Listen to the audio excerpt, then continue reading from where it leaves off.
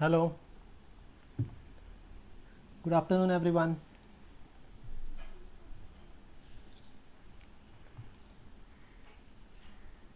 Hello.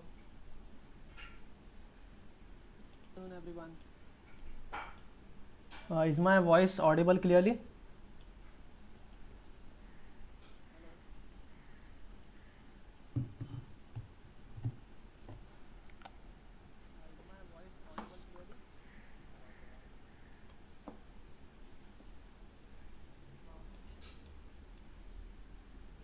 Okay, great. We have 186 people. We'll just wait for 5 minutes and then we'll start.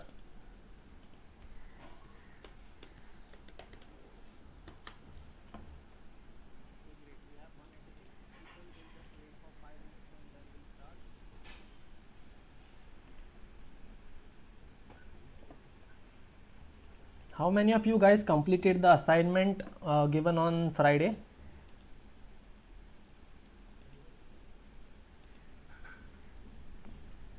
Can you just put up in the chat?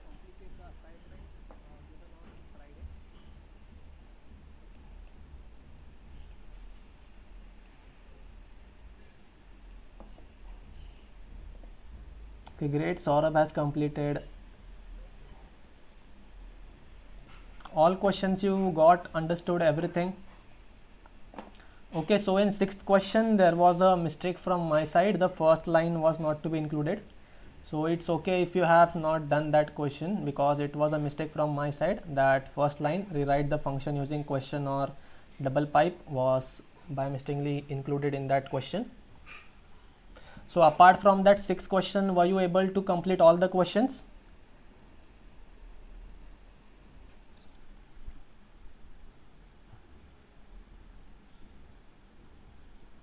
Just looking at your chats, just tell me if you are able to complete all the questions apart from the sixth question.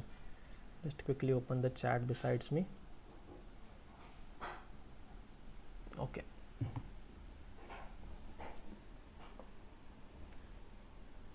Great. Arshad has still completed it. That's great. And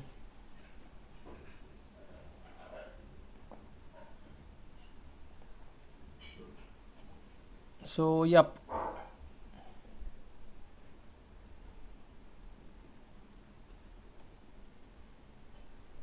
Okay. Questions seem quite tough. Okay, so once this course is over, or maybe like tomorrow, I'll give all the previous assignment solutions as well. Like I'll code it and give it to you. Or if like anybody has done it, all questions correct, we have a discussion channel on Telegram. You can just share your solutions. Else I'll also provide the same. Okay, so sales question, basically it was, just let me have the question in front of me as well. So sales question, I'll just explain you once again. So it's like if a salesman has sold goods worth 10,000 rupees, so his commission will be distributed as from 0 to 5,000. On that amount he will get 2% and the remaining 5,000 he will get 5%.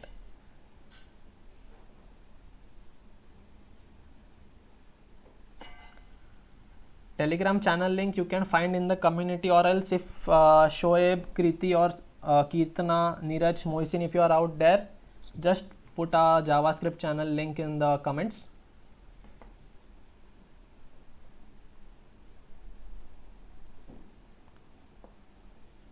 Okay, so we have 263 people. I'll just quickly make the folders and agenda as well. Okay, so we are at day 5 and then we have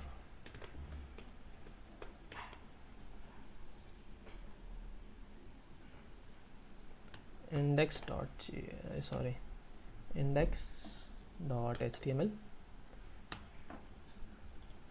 and then as usual we will have our scripts folder.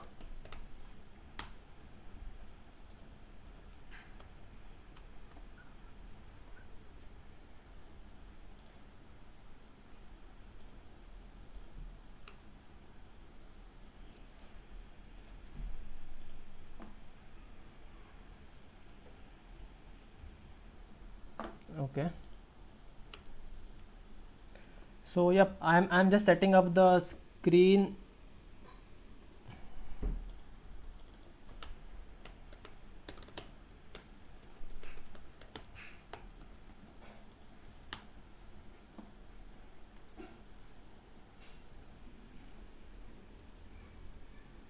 Okay, so I'll just start it. Mm.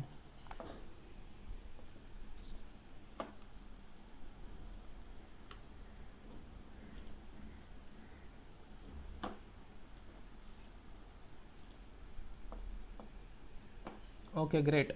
Is my screen visible clearly, guys? Just let me also have the console below. Yep. Is everything clear, guys? Like, is it visible properly? So we can start.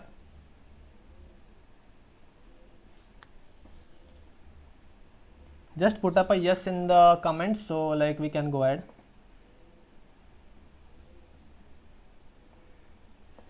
Okay, great. So first of all, today we'll look at I'll just write the agenda what I have for today. Higher order functions. So in that we have map, filter and reduce.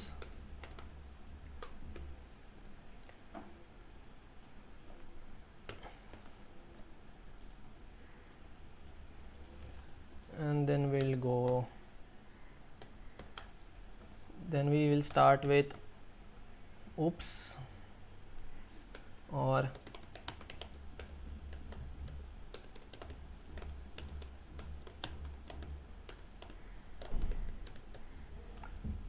and then we will have promises and async and await, and in the last I'll just show you a demo how you can fetch data using fetch API. So is the agenda for today clear, guys? Which screen do you want as white? I guess it is visible.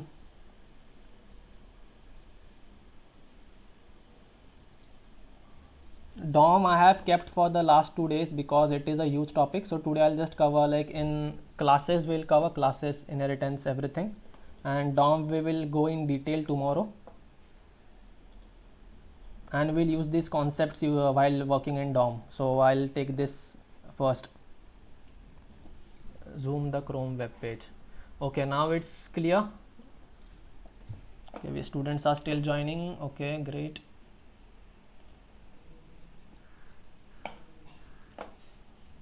So yep, can we start, guys?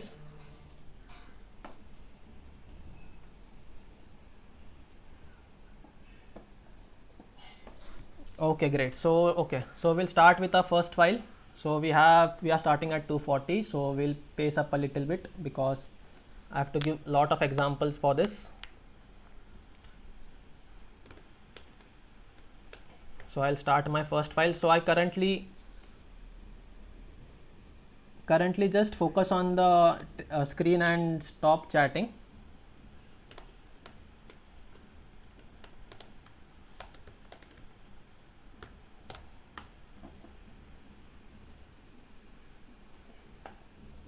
Okay, I made a mistake in naming the file.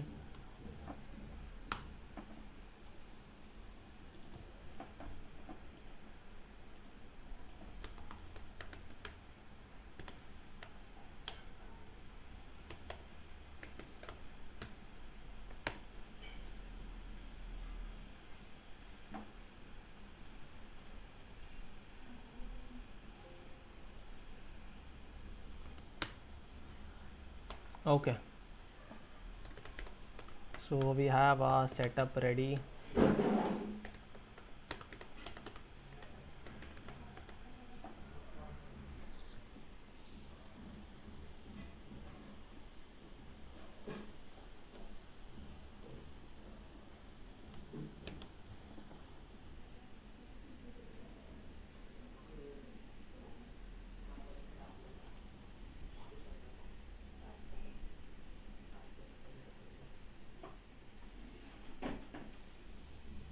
Okay.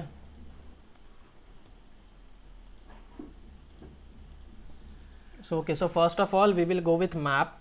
So what map does is, suppose you have an array and you want to iterate over the array and perform some function. So you can either use for each, which also does the same thing, but you also can use map. The deadlines, like we have still kept the form, so we can still do it. Is my screen blur, guys? Just let me know once. I am seeing comments that the screen is not visible.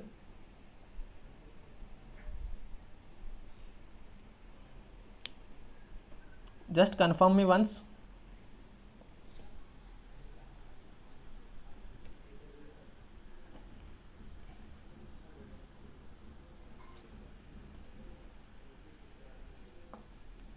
Okay.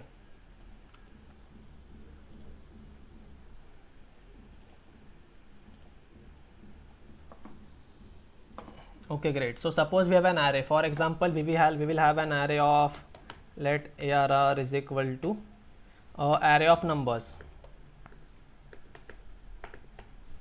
Okay. So now suppose we want to perform operations on every element of this, each and every element of this array. So how you can do that? Just let me know how you can do that, like how much you have learned till now. How you can, suppose you want to log each and every element of this array. So let's do this using for each, and then it takes a function which will take an element, and then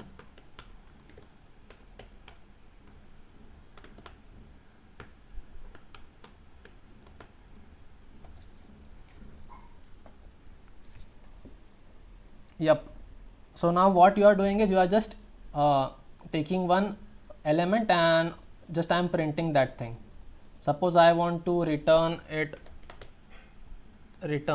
or maybe console.log the square of that element. So what I will do,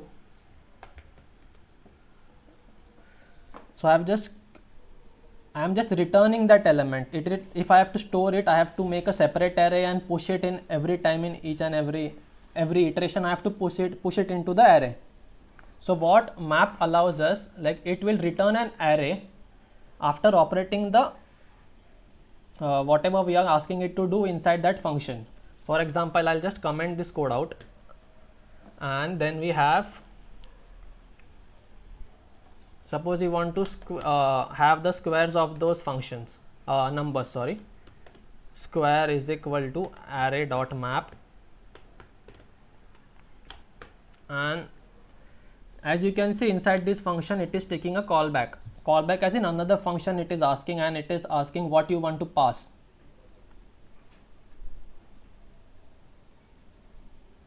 Arrow functions are supposed to be like, it's a better way to write. I'll explain arrow functions if it's not clear. And then what I want to return is element and the square of that element. So now I have all the, like the same array, but with the squared value stored inside this square variable. So if I go and console.log this square array, you can see that here I have an array with the squares of those values. So is this clear? If you don't want to use arrow functions, okay, it is just going to make your code bigger, nothing else.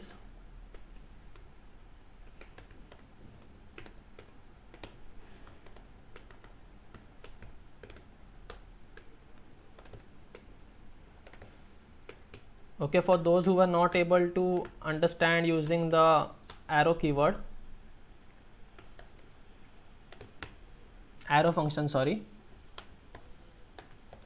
So this is the way, and it is still going to return the same values.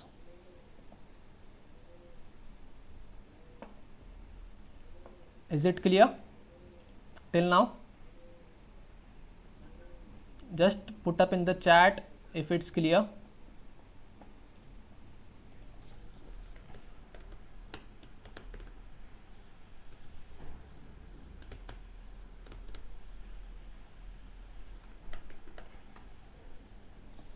Okay, great. So now can you just tell me what the filter method does? Just tell me what the filter method does in the chat. Quickly just answer me what the filter method does.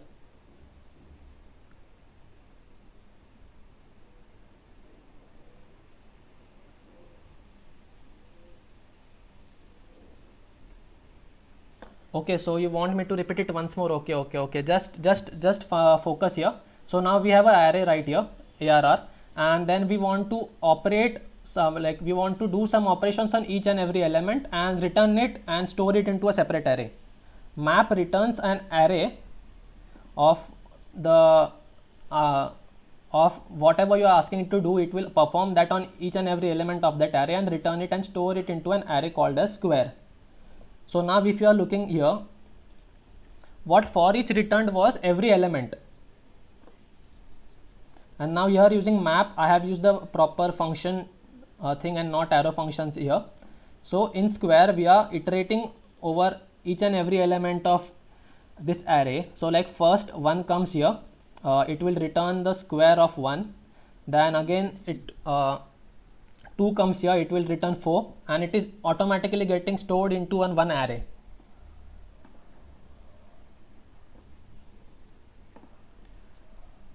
So yep, is this clear till now? I guess.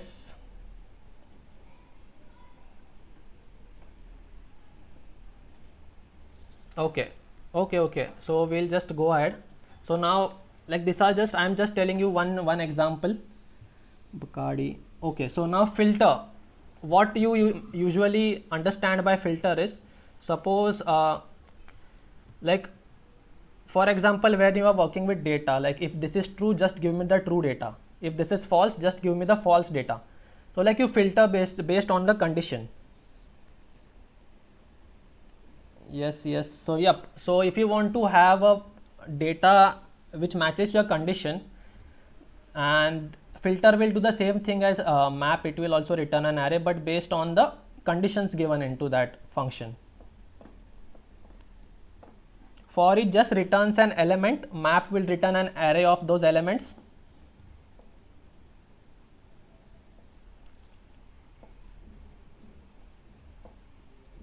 So for example, we'll have this same numbers. Just focus here, I am just using the same array to make it clear. So now if you are using filter, okay, so now we will just remove the even numbers from this array and we will store it into a separate array. So we have let even is equal to the array on which we want to perform, and then we have filter, and then if you look here we have a function. So I'm just going to use arrow function, and then in this we will pass element, and as I said, if you are passing just one parameter, you don't want to have parentheses around that, and then I just want to return if this equal to the remainder of this is 0. Is this equation clear to you guys at first? Just let me know that one thing. And if I console, I'll just explain you again once this this thing once more. So yep, so what now we have done is we are passing this array inside a filter, which will take each and every element and check whether that element after divided by 2 is the remainder 0. Yep, and then it is returning that values inside one array.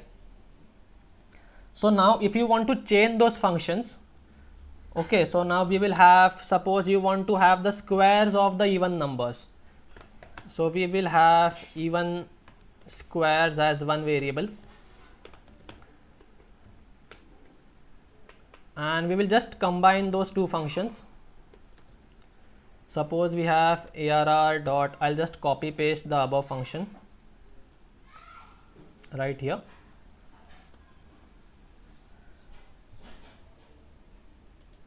It will check the strict type, it will check the strict equality, and on this I am just using map.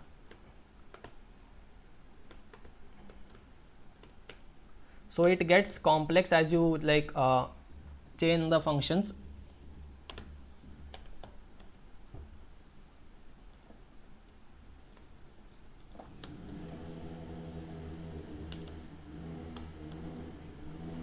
So if you see, we have chained the filter and map functions together. So what we have done is, first we have filter, which you have already learnt above.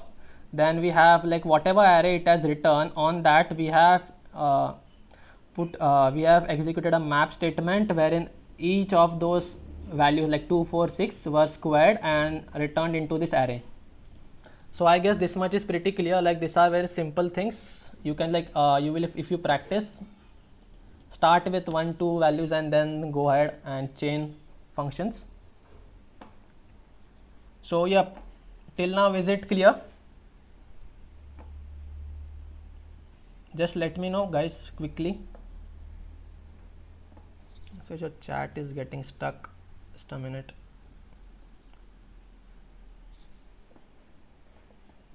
Yep, is there any way to get squared of filter data? I guess we did the same thing right now. We just filtered the data and then I squared the data. Without arrow function, I have given one example, Suchitra. You can just copy this code and paste it inside this and just put the statements in here. Arrow keys, just I would suggest that get used to arrow keys. Okay.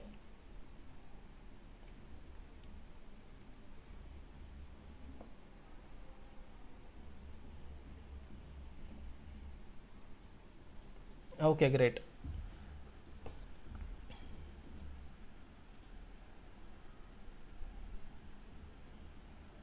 So I have, okay, so I'll show you one. Now we'll go to reduce. Now I just want you to focus here. Now we are going to use map here and filter here together to do some things. Just a quick example. I already have one array created. I'll just copy it here. I just copy it here. Yep. So now this is the array of user. You need more zoom on VS Code screen.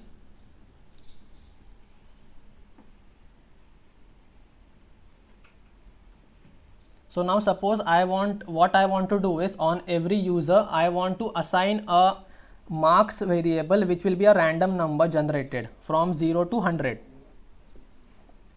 0 to 99 basically. So how I can do it? So I will do let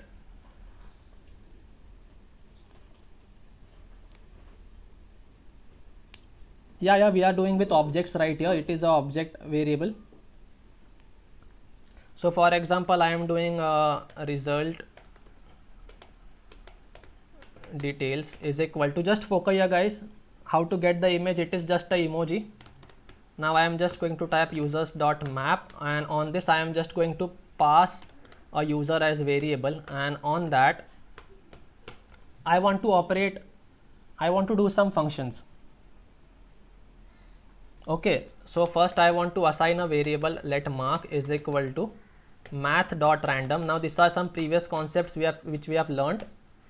This is going to give you a random number which is going to get stored in this mark variable, and then we will add a value, add a key to the object called as mark and assign it to this mark thing. And then I am just going to return this user. So if you want me to code first and then explain you guys, I'll just do that thing. Console.log, and I am doing result details. So now if you see, we have an array and every user has been allotted random marks right here.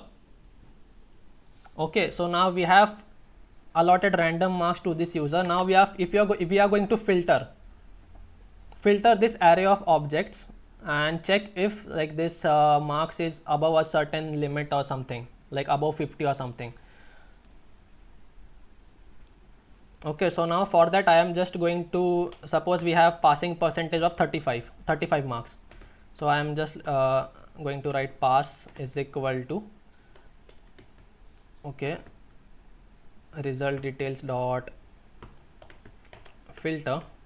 So now in filter I am just going to pass user. On that user I want to pass like if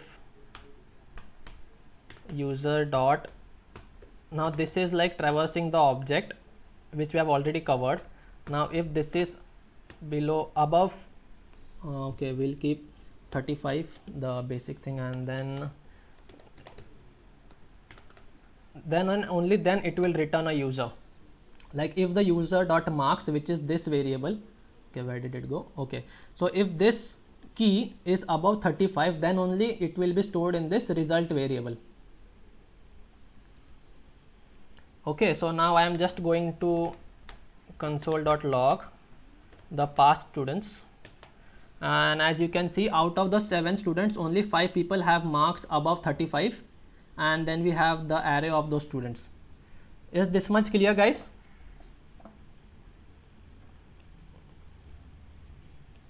Is this much clear?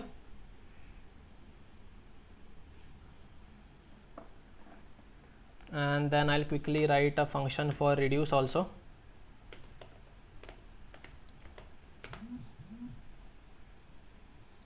Okay, I guess. Okay, great. So now we have the same array. Let me just a minute, guys.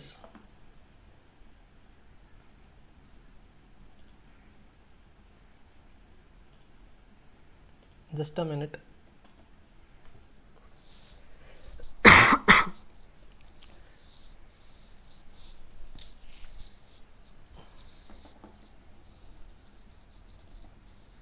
Okay.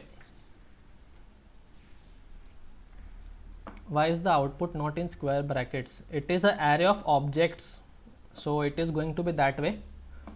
One more time we will revise at the end. So just let me comment out the previous code which we don't need anymore to keep our console clear.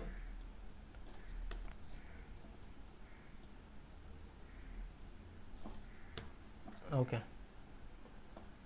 So now in reduce, like we have an array of numbers here. So what I am going to do is, code I'll just explain once again. Just let me cover this reduce, and then I'll quickly explain all the 3 things. Okay. So suppose I am having a let sum is equal to add dot reduce. So now if you observe what all it is taking, it is going to take a function in which there are 3 things like accumulator, the element, and the initial value. Okay, I guess I am clear till now, guys. Just let me know, because I don't think like you guys are getting.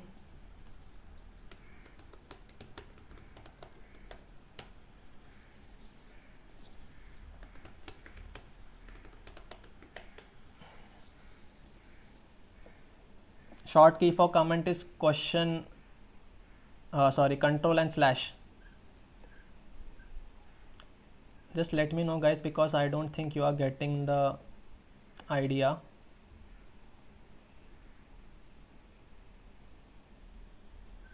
Reduce I am coming to, just let me know if you are okay with this speed and explanation.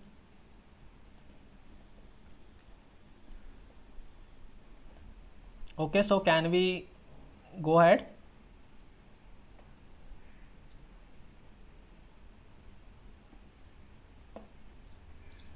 Okay, so now I'll take a basic example with the syntax. So now when in reduce we will have, for example, accumulator, an item, and an initial value. Reduce. Okay, so reduce function, what it will do is, like suppose we have this array. Okay, so first it will take this array and assign it to the initial variable. Then it will again come and add this to the initial variable, and it will go around, and finally it will return a summed up value to us. Like Did you get the idea? Like basically, okay, like for example, if you want to look in the example, for example, I'll make another array. Let names is equal to, we have Berlin, Denver, Rio.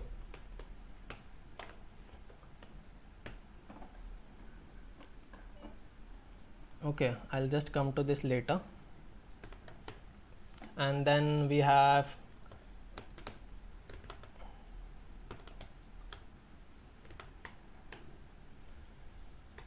as I told it will take two values. I am just writing accumulator and value, and on those I am going to perform some things. Now that is, I just want to create a object. Just focus here for now. I'll explain what I have done. I am assigning that name to the value which I am getting here. Okay, and then I am doing the length of that name.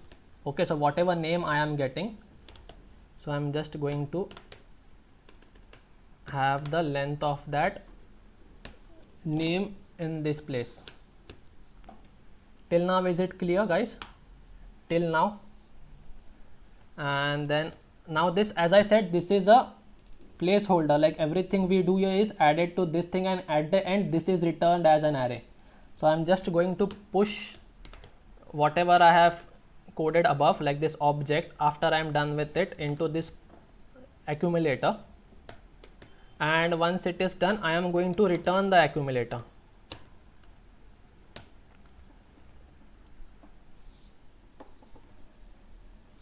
Okay, we have messed up somewhere.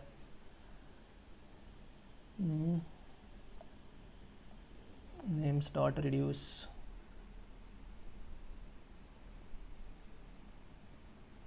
Everything is okay. We have this two variables, and then we have this function with ends here.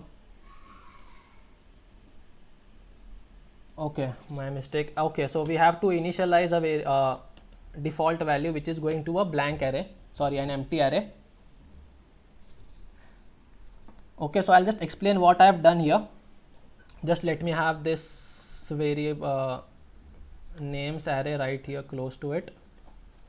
Okay, so what we are doing is, in this red reduce variable, we are operating a reduce method, and it is going to have an accumulator which is by default going to be a blank empty array and a value, and for every value it is going to create an object in which the name key is being assigned to that value. Like for example, Berlin will come here, and in the length key it is going to be the length of that string, and then we are going to push it to this array right here.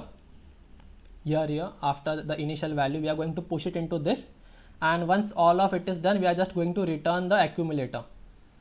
So now if I go and console.log the reduce thing, I should get a array which is telling me that I have created, I had an array and I turned it into an object using this reduce function. So is it clear to guys what we did till now? So just let me write the code for that num as well.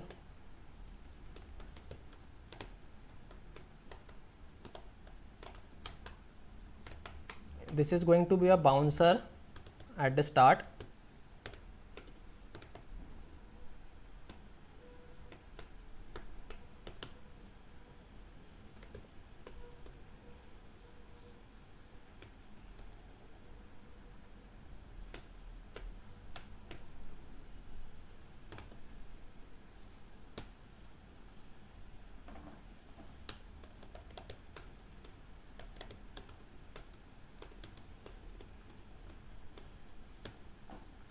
And the by default value has to be 0. I'll repeat. I know it's not clear to you guys. I'll just writing one example, basic example. Okay, so yeah, so forget this thing. Let's start with a very simple thing. The number of Reduce not understood, reduce not understood. Okay, great. So just focus now here on this array which contains a which is an array of numbers, just plain numbers, nothing else. So now what we are doing here is, on this array I am operating a reduce method in which this accumulator is there and value is there. So as I told, what accumulator will do is it will store the value. So for example, at start, which is the initial value we have given is 0. Okay, so for the first iteration the value of accumulator is 0. So now when it goes to the first element, this 1 comes here in this value, and then it is added to the accumulator variable which is 0, and then now the variable is this accumulator variable has become 1, and then again 2 comes here, it is added to this accumulator and then it becomes 3. Now then again 3 comes here and is added to it and it becomes 6. So on and so forth, it goes till the end of the array, and after adding those all things to this accumulator variable which was initialized with 0, it returns the value which is stored here and puts the value in this sum variable. Accumulator and value are not keywords, you can just write anything, like I can write this thing and just also use the same thing here and it is still going to work. So it is not a keyword. So it is what I use for my I use these things only. Okay, let me have a look at the comments again. Is this reduce clear, guys?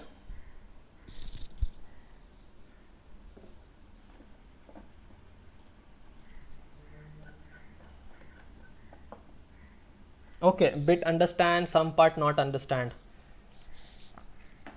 Okay. So now currently I just want you to focus.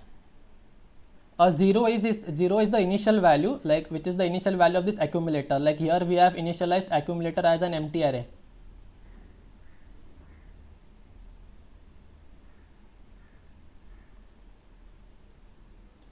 Okay, so I am just stopping this thing, and now I am just going to uncomment all the code and just quickly explain you guys. Just focus here on the screen right now. Okay, so now we had an array of numbers.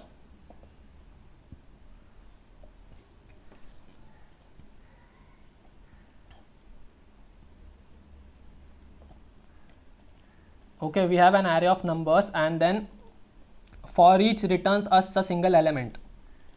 Okay, and what array map and filter will return are arrays. So the difference between map and filter is that map will take each and every element of that array or an object or whatever you pass inside it, perform an operation on that single element, and then return it to you into an array format.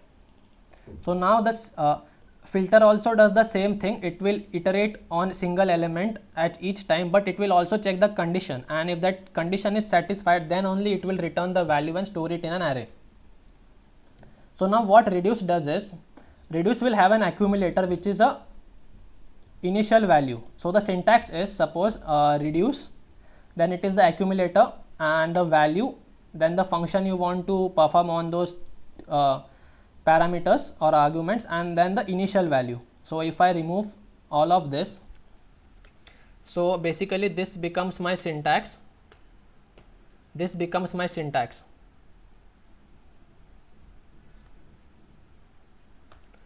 let me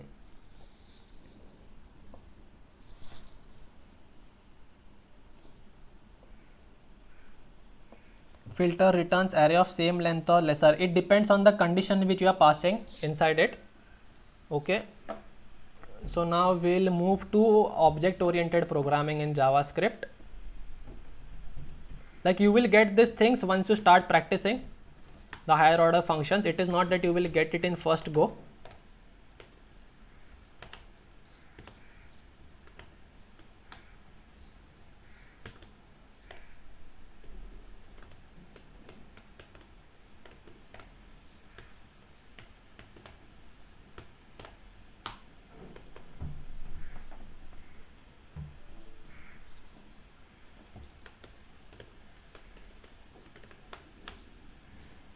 Okay, just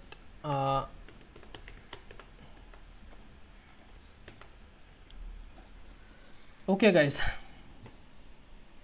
yep, we will revise it.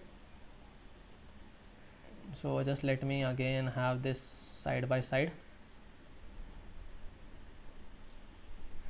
Okay, so now currently we are just going to learn about oops. Now as of, like, to make it very clear, you must have studied object oriented program and everything in C, Python and everything. It is not the same way in JavaScript. It is not exactly the same way. Inside the hood it is just a function, a constructor function, and then from ES6 we have the keyword called as class, which makes it easy for us to define in object oriented way. So behind the hood it is just a constructor function, and that overloading, overriding things, if you have learnt in other languages, they are not in JavaScript. So yep, so for example, if I want to, suppose I have a variable. Now we are just going to consider, like, we are okay, so we'll have a constant example for oops. Suppose it's a, like, suppose we have a community, take our LetsUpgrade community, and we have the user database, and we have some functions like adding coins or adding a course to a user, or okay. So now how you can do that using object oriented programming? Suppose Dilip wants to join a community, our community. So if I go and just write user one name is equal to Dilip.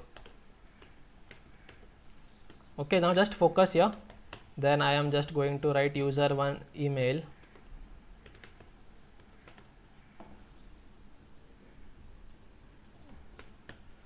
is equal to dilip@gmail.com. Suppose I am just taking these two parameters as of now. So what if suppose 100 people joined our community? So it is going to be this, like this, and I have to every time go and make variables like this, okay, for each and everything. And suppose they have a property called as they can log in inside, like everyone has a function, login function, logout function. So suppose Dilip has a login function which is going to, just get the idea what I'm trying to say here. I am just removing this as of right now. Console.log, you have logged in. Now it is going to be a user one login function. Okay, so now you know, like, this is for one user, it is okay. So what if it has like 1000 users, 10,000 users and everything? So it is going to be a huge mess for you to code as well as to maintain your program. Like, is everyone with me? Just put up a yes in the chat.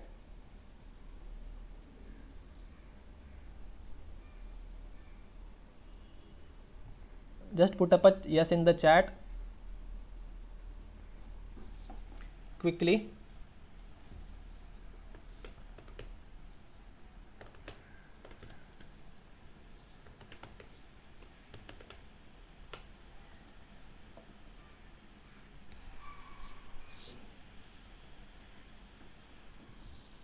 Okay.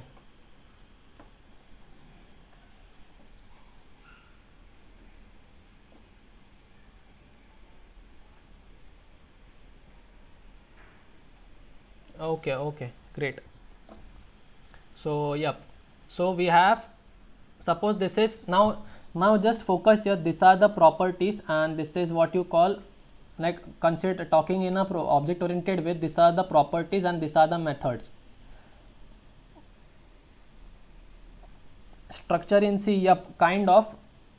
So now if you are defining 100 users, like if your community has 100 users, so you cannot keep on maintaining user one email, user two name, user two email, and this functions for each and every user separately. So what you can do is you can just group this, like the properties and related methods, together into one object. Okay, So now by grouping, what you have done is achieved, like you have implemented the first pillar of the object oriented programming, that is encapsulation. Like you must be knowing we have encapsulation, abstraction, inheritance and polymorphism in object oriented programming. So by grouping all those related properties and method together in a single object, you have encapsulated all those things in a single object.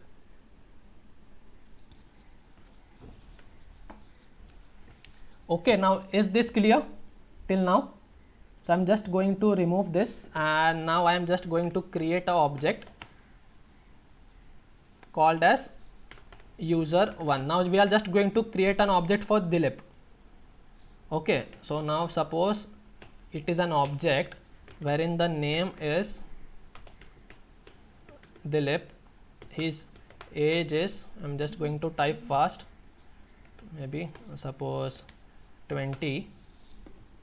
Okay, great. And his email is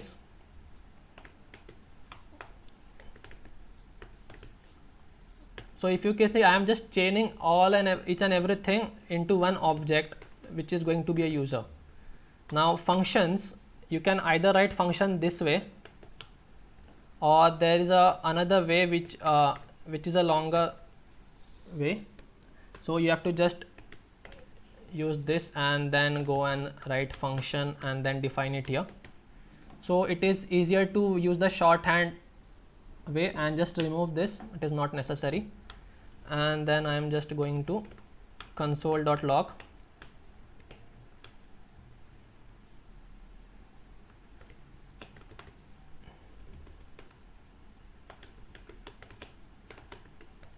Dilip has logged in, and in a similar way we are going to have another function called as logout.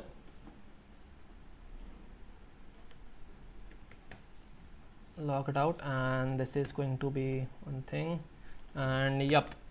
So now this is an object of Dilip in which he has name, age, email, login and two methods. So now these are the properties of this object and these are the methods of this object. So if I want to call this method, all I have to do is user1.login, and you can see, I can see that Dilip has logged in. Similarly, if I want some values, console.log, and if I want to know user1.email, so it is just going to show me the email of that user. Is my sound perfect now, guys? I guess one comment sound is low. Is this much clear till now?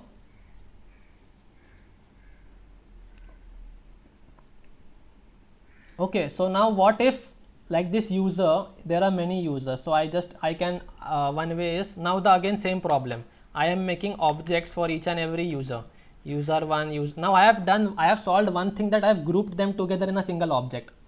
But now the same problem arises, suppose I have separate several objects like user2 and then there is user3. Now this can go on till 1000 lakhs, as and the community grows, it is going to go get bigger and bigger, the size of this array. Okay, is it similar that of destruction function? This is like we are using the object literals, this is the object literal way. Okay, now till now if you have understood this, so I am just going to delete this part, because now we have to solve this issue that what if I want to define another user. So what you can do is, I'll just keep this up here for your reference, one part. So now what you can do is, you can create a class of that user, like user will be a class, inside it whatever you pass like name, age, email will be by default added to that user, and with that the object will be created. So like let me demonstrate you that. So now we are just going to give 4 features. Okay, first now we'll give 2 features, that is, first we'll take the name, age and email whenever the object is created, then every user will have a login and logout functionality. Okay, so to define a class you have to just go and write class and the name of that class. So if you observe closely, I have used capital U. So now this is the way of writing JavaScript classes. or constructor functions. Like even if you have seen string, number, they are written in capital. Like this is string, it is in capital. Number, it is in capital.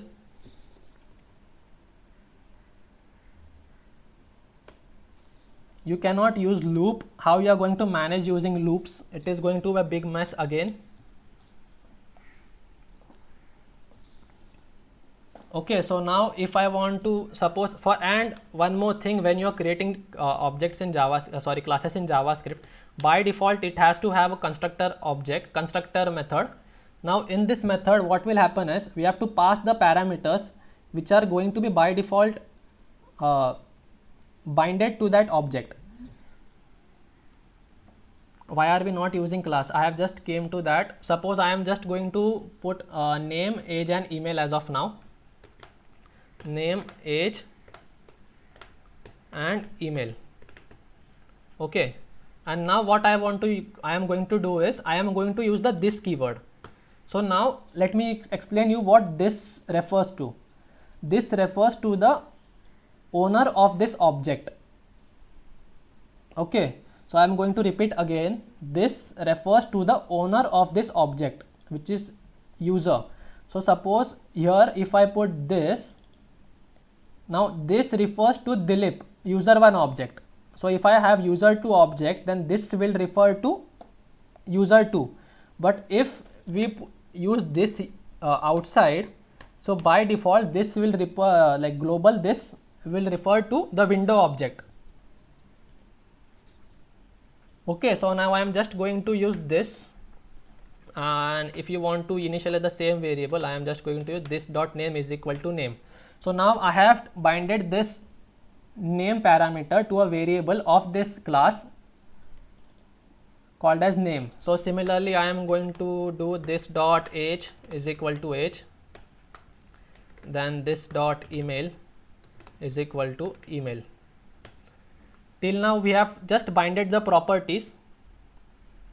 Okay, so now we need functions, we need methods of this class. So we had login.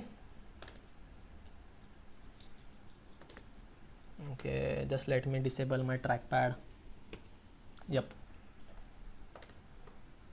So now what login will do is it is going to log console.log that a user has logged in. So now how I am going to print it, just see. I will write this dot name. Okay, this dot name has logged in.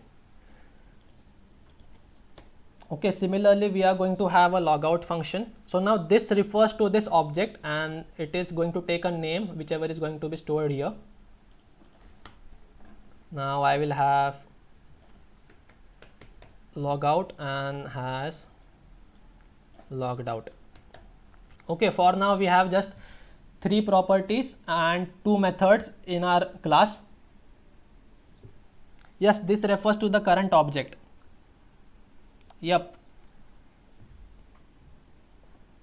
Function constructor is the old way of creating objects. Okay, so as Vamshi mentioned, there is another way of creating objects, that is using the function constructor. It goes something like this: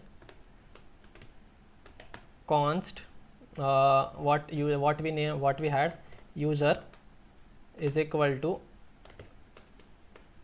I am just showing a demo, I am not going to explaining that thing. It is going to take name, age and email, and then it is going to have the same thing, constructor,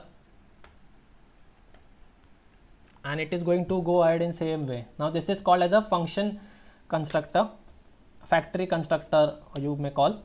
So we are just going to stick to the class way because okay. So yep. So now if I want to create an object of this class. So what I am going to do is let user1 is equal to new user. Now as you will see, it is going to ask me 3 things, that is name, age and email. Okay, so now I will put the same name Dilip, age I will put 20. Okay, age I'll put 25, and then email I am going to put dilip@gmail.com. So now we have constructed an object. Now if I want to call the login method user.login, you can see that in the console you will be able to see Dilip has logged in. So now suppose tomorrow I go and create another user2 whose name is suppose Vamsi. Okay, now user2.login. Now you can see that it is showing that Vamsi has logged in. Okay, I guess this much is clear.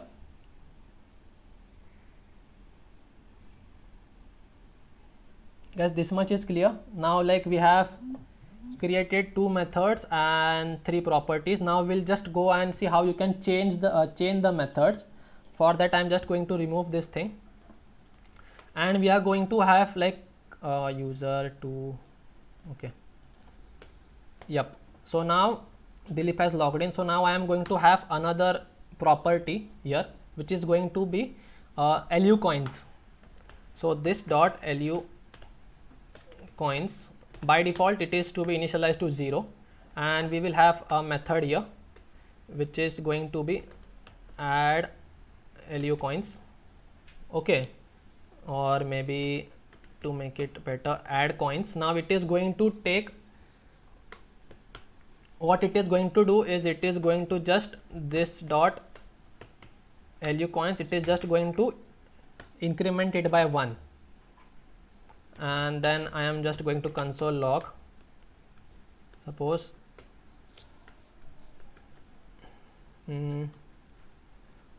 okay, this dot name has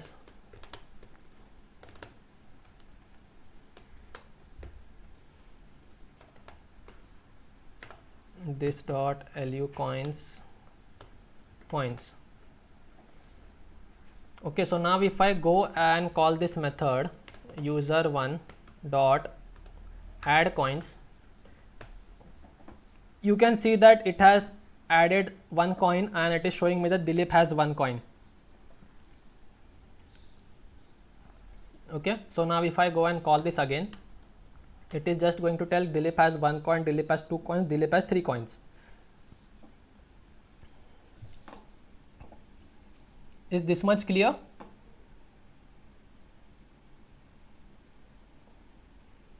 Just tell me if this much is clear. For logged out, you can just do user1 dot logout, and it is going to just print a message on Dilip has logged out. So now if you see, I have written so many functions. So what if I want to change those functions in a single line? So what we can do is, instead of console.logging, what we will ask this function to do is, after you have completed your execution, just return me the whole object. Return this. Now as I said, this refers to the current. Okay, so this refers to the current owner of this object. Okay, so now here it is user1. So I am just going to repeat this thing, return this. You also return the whole thing, and you also return the whole thing.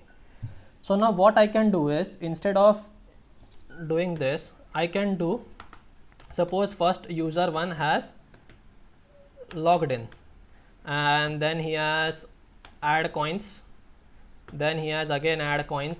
Just focus on what I am doing, and then he has log out.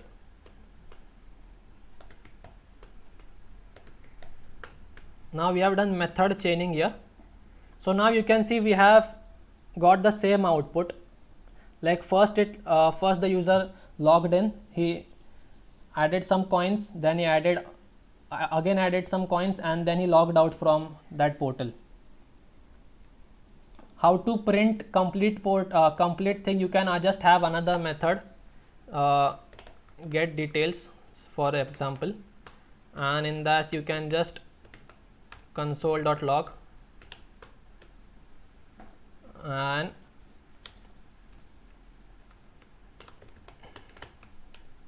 name is, you have to just mention the variables, this dot name.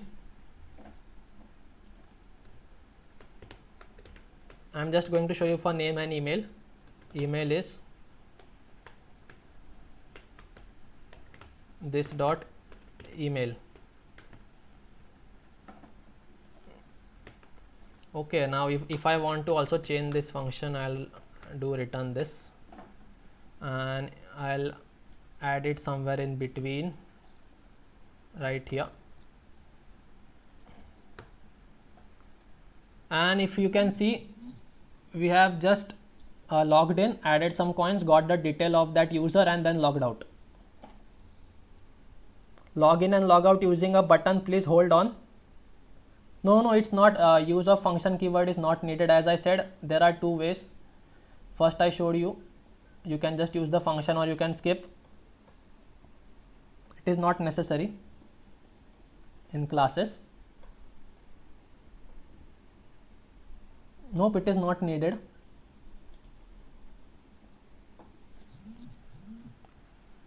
Okay, so yep. So now after we have done this much functionality, now what our functions our class is capable to do is initialize, log in the user, log out the user, add coins, and then get details of that user. Okay, so now you might know that our community, every community has some moderators and admins which have some special access.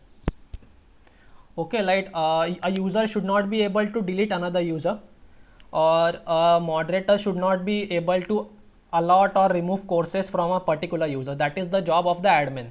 So how you can give separate functionality but maintain the same class? Now this will become a basic structure.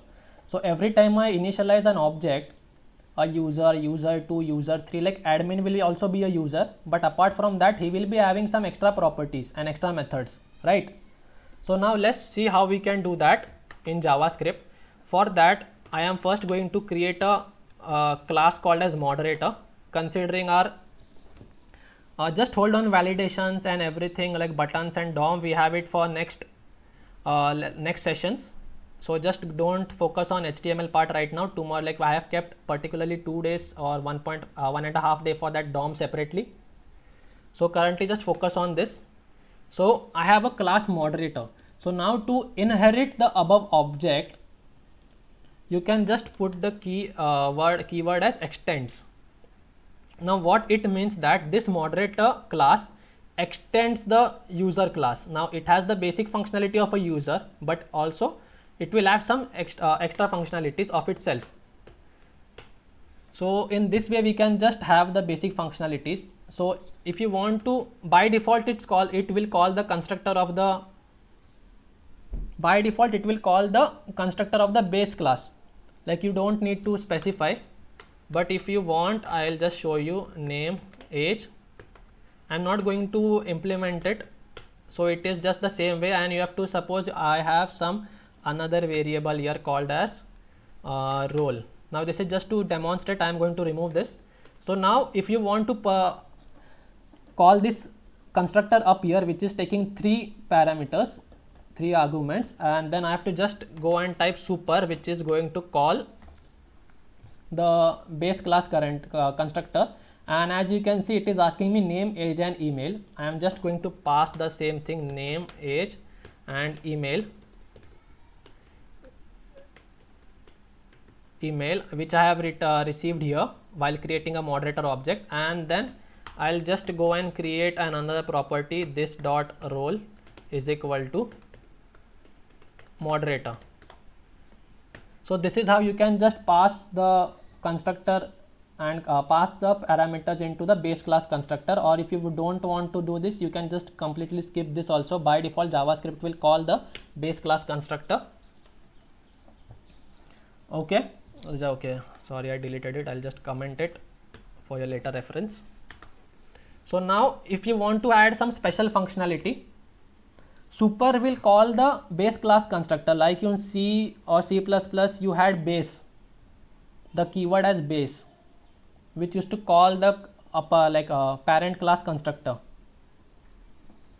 You cannot completely call this inheritance. In JavaScript it's called as subclasses. like it is a subclass of this, a better like a proper way subclass in OrCids. So if you want to explore how this class and everything is in JavaScript, it is just a syntactic thing, like a what you like, you decorate a cake, like behind the background it is just objects and prototyping, object prototyping and inheritance goes behind the scenes.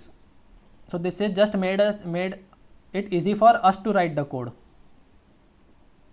Yep, super is used to call the base class construct. Okay, so now as moderator is going to have a function called as delete user. Okay, so now let's have an array. I'll just create some users. Let user2 is equal to new user, and I just need a name Krishnan. Krishnan, age suppose 24, and email is equal to k@gmail.com. Okay, so this much is clear. This much is clear, and now I am going to just create an array. Let me have this above right here.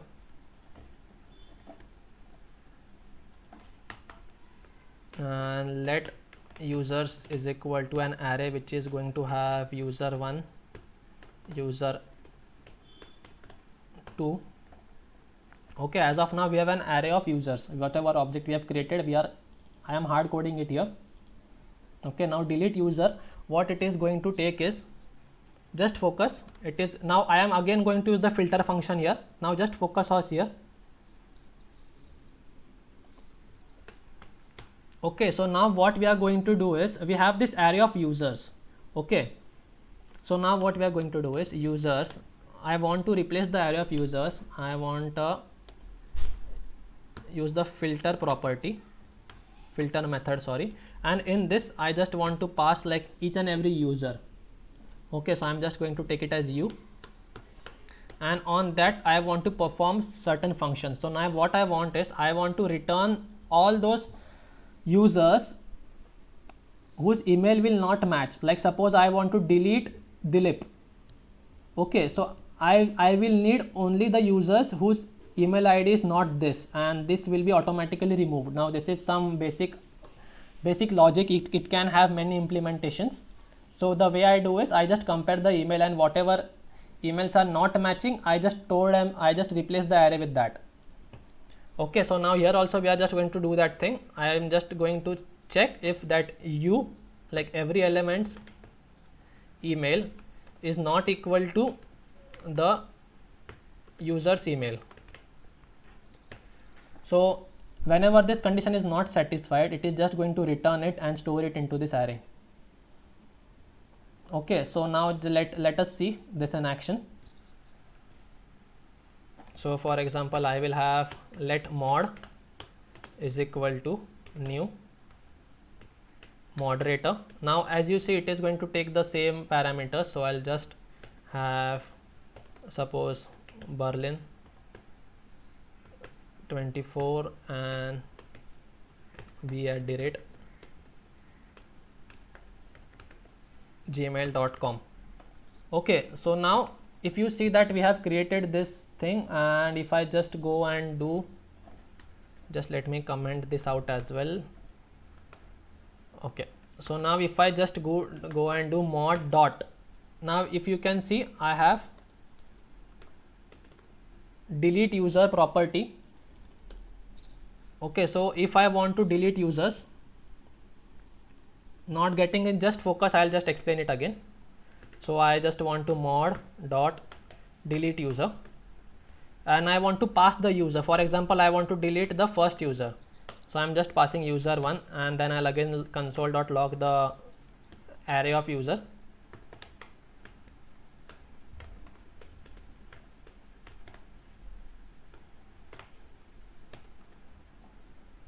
Okay, so see, now we have just only one thing. Now what it did, I'll now explain you. Okay, now if I just go and try this thing on user1, it is just going to throw me an error like one user cannot delete another user because it is not a property, and it like a user does not have a right to do that thing. Like only those initialized with the moderator class can do that thing. So yep, so now what it did was user1 it passed as a argument here, and it checked on the basis of this array like whether this u is this user1 and user2. Okay, now just see where all the parameters went. Okay, this u, just the letter u, is this user1 and user2 for each iteration, and this user is what we passed here. So what it did was it took dilip@gmail.com and it compared first with dilip@gmail.com. It found that it is matching, so it ignored it, and then it came to Krishna and krishna@gmail.com. It found that it is not matching, so it returned us into the same array and replaced that array. Okay, is it clear now, this much part? So you can just add coins function, you can also put it in the moderator thing because users should not be able to do that thing. So I'll just give that part as a homework. So now another functionality we would like to have in our community is to add the course. Suppose you guys have now registered for JavaScript course or Python course, it should be visible in your array, right? I am just going to remove this delete method. So now you like an admin should have access to add the users to a particular course. Yes, I'll upload everything into the GitHub and everywhere in the community as well. So now we'll have another class called as admin. Okay, now what admin is going to extend, it is going to extend the moderator class. Okay, so now what will happen is admin will have all the functionality that a moderator has, and also the user functionality. So basically admin is also user, so basically he will have all the functionality. So where were we? Yep. So now going in admin class, as I said, the same constructor function, so I'm not declaring it here. So I want to do something that will add a user to a particular course. Okay, where did the code go? Okay, I deleted it. Just let me console.log.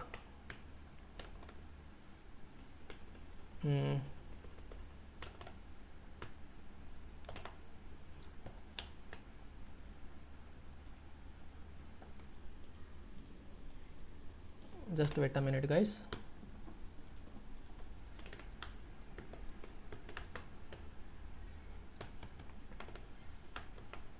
Yep. So now if we can see, we have the two users right here, Dilip and Krishnan. So as I said, I basically use for each more than for loop.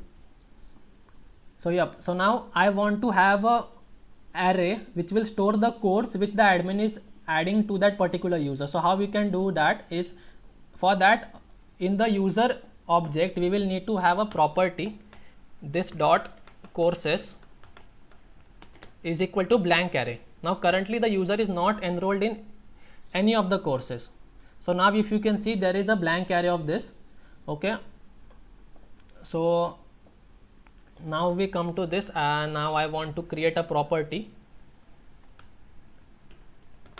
I guess clinic all clear. Great. Now if I want to pass, now what I will pass when I want to add a course, I cannot simply pass the course name.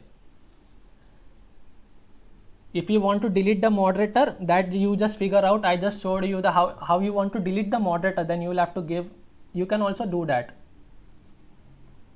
Okay, I'll keep it and that in assignment part. I'm just showing one functionality and keeping the rest for you to work out. Classes and objects, you are just going to deal with it when if you required. If you are going into web development part, it is not required that much to create classes. Extends just copies all the functionality of the above class into that class, properties and methods. Okay, so now add course, what it is going to require is two things. That is, first is the user object, like in which user do I want to, okay, just let me comment this and run my code again. Yep, so in which user I want to add the course, is it okay, sure. Okay, so is it I want to do I want to add it in Dilip's account or in Krishnan's account? Okay, so for that we will create a method called as add course, and that will take two parameters. First is user and second is the course name or just the course. Now in this thing what I am going to do is I am just going to iterate over the courses array. Okay, so user, like user, I have this user variable, that is the whole user object, and in that I am just going to go into that courses key and I am just going to push the course there. Now it might seem simple because we are just doing a small thing, and then I am just going to console.log just to show you the user variable. Okay, so just observe what we'll do now. I am just going here and I am going to create a admin as well, mod users let admin is equal to new admin. Now I am giving the name as something.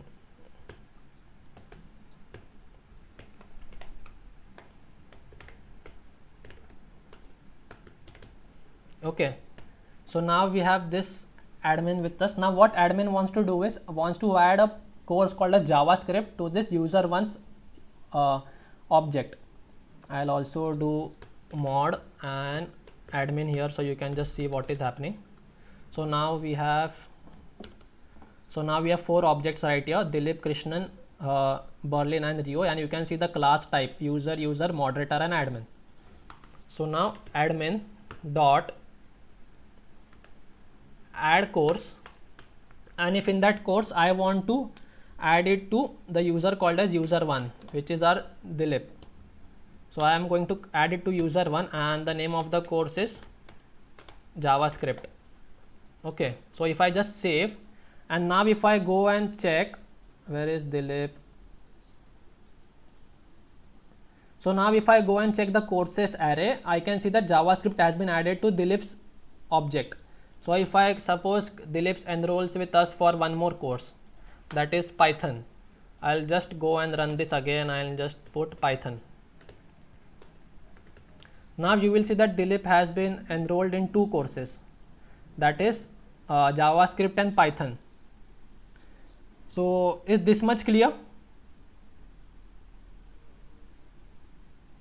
Just let me know once if this much is clear, guys.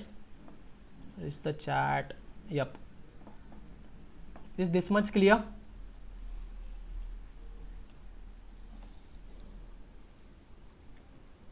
Just put up a yes in the chat. Okay, so now there is one more thing called as static, like which you don't want to instantiate, or which you don't want to instantiate with an object. For that is very simple. So suppose I am just showing an example. Suppose there is a method called as greet.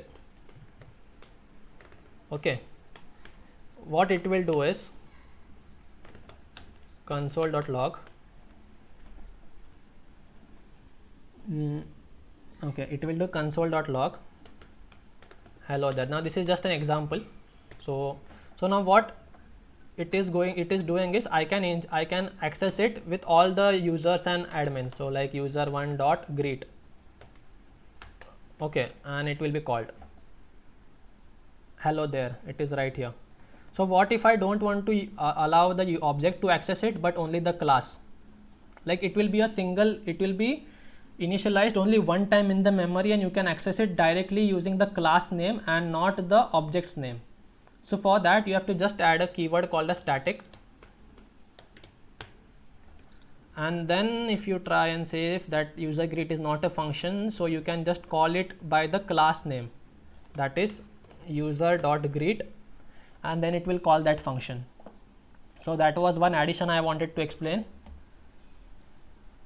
So yep, that is basically object oriented programming, like the part you must be knowing. Apart from that, if you want to go in details, now there is prototyping, prototype inheritance, the function and factory constructors. You can just explore it.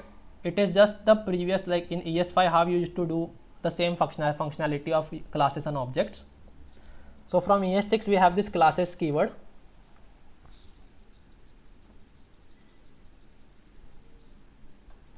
Okay, great. So I guess this much is clear.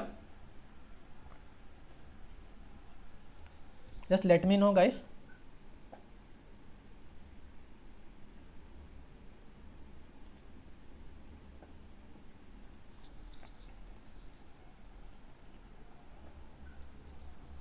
Clear, great. So now do you guys want a 5 minutes break, or shall we go ahead? So now what we have is promises, async, await and fetch API.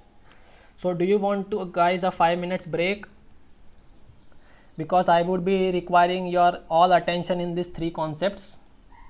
Now these are advanced concepts of JavaScript.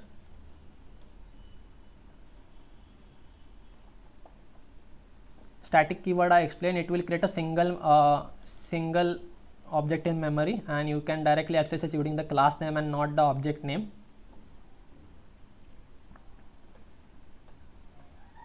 Okay, you guys need a break. Okay, you guys take a break. Okay, I'm right here. I'm just opening a few things so I can explain you properly. I'll just put the links in the chat also.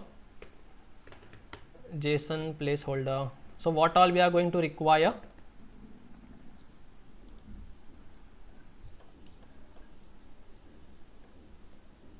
Okay, so now this is one thing, and to explain you what is fetch API.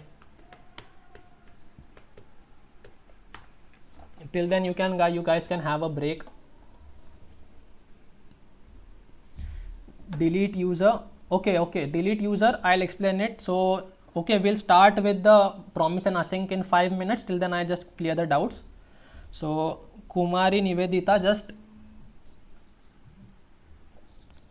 okay. So now what we are doing here is, in delete user I am just passing the user. Okay, so now if you want me to explain it very much clearly, suppose here we have user1, user2, mod and admin. Now user1 is the object which is linked to Dilip. Now consider this one object, and when we are going to delete the user called as Dilip, it is going to check based on the email, because emails are unique.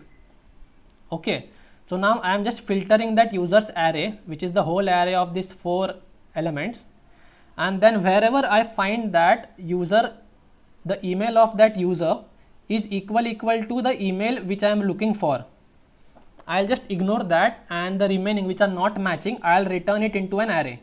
As I explained, filter will return an array, right? I just explained it sometime before that filter will return an array, and now where I am storing the array, I am just overwriting this whole array of users. So after this, if Dilip's email is matching on user1, this user1 will not be here, and this is what something what I'll be getting after that filter. So basically that's what's been happening behind. How to declare variables in parameters, like default, you are asking default things, then it is just is equal to and whatever you give the value. If I give here anonymous, if your doubt is this, then this is the way. If nothing is passed, anonymous will be passed. Go to statements are not here in JavaScript. There are something called as labels, and just Google it out. Labels, you can use labels, like wherever you want to use in loops and everything, you can use labels. Yep. Okay, let me have water and then we'll continue. Till now everything clear, guys? Like I know this is a very, you must have not understood everything, but at least 70-80%.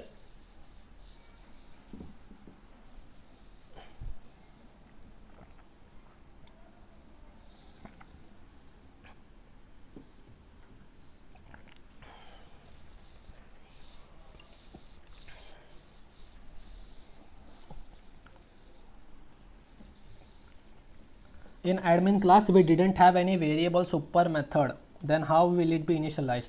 Okay, as I said, by default JavaScript will call the constructor of that base method. So if you go and look at the chaining part, what admin will do is admin will call the base constructor of moderator. but moderator we have not defined any constructor. What moderator is doing is it is calling the base constructor of user. So by default what is happening is here this is been called here as well as here. So let me have the console if I am able to show you guys in Proto. Yep, if you see here, okay, we'll just take one admin. Admin, we have moderator admin. Okay, so if you look here, what it is doing is it is calling the it is the class is moderator inside it. It automatically calls the constructor from which it is extending 45%. I hope like you will understand better. Like just revisit this video in slow. Variables if I want to define we can define, but like currently we are just adding functionality. So if you want to define any variables like we had this, you can just also keep this thing and it is not going to change anything.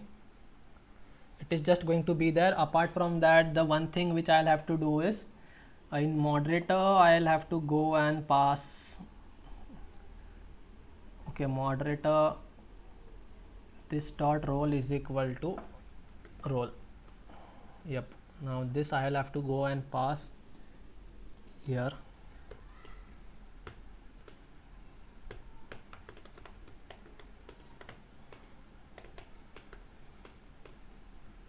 Okay, this thing.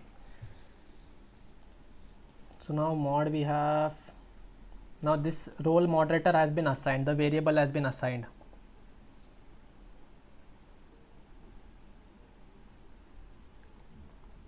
U dot mail. Okay, so now you guys are saying I am going fast. Okay,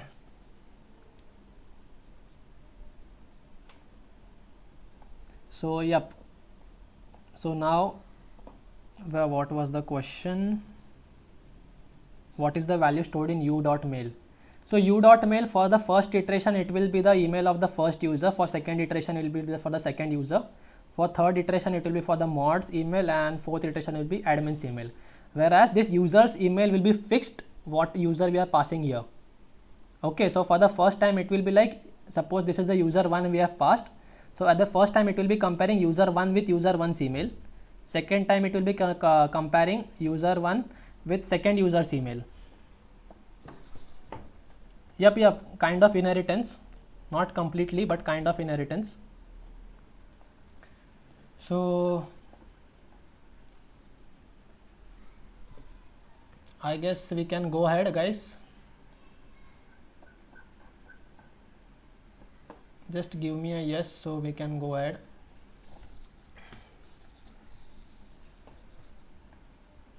Just tell me yes once.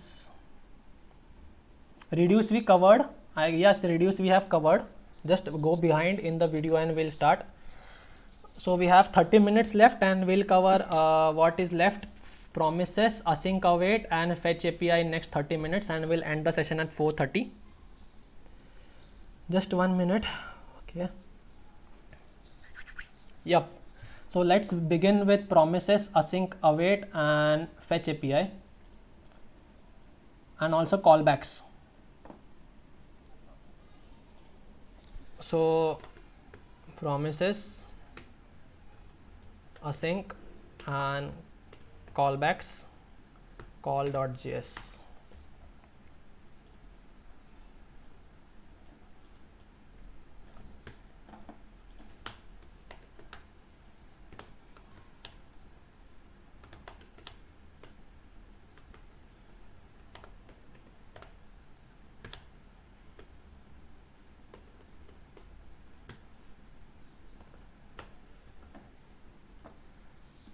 Okay guys, so yep, but a little bit slow. Anjali, see, the thing is I was going very slow, but the thing is not everyone was able to keep up with the slow speed, so I'm just covering everything. We'll revise.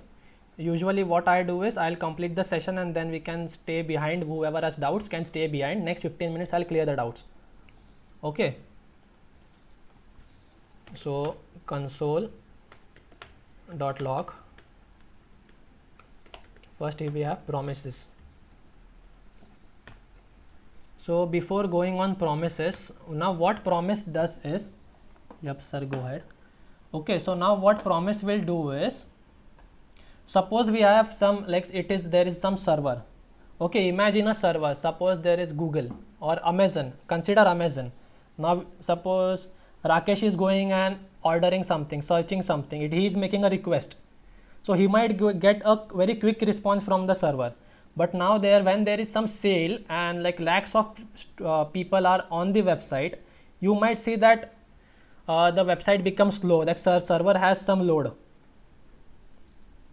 Okay, so now if your script is written in such a way that when you're fetching data from somewhere out and it is taking time, your script will stop and it will wait till, like, it will not go ahead, or maybe it will break.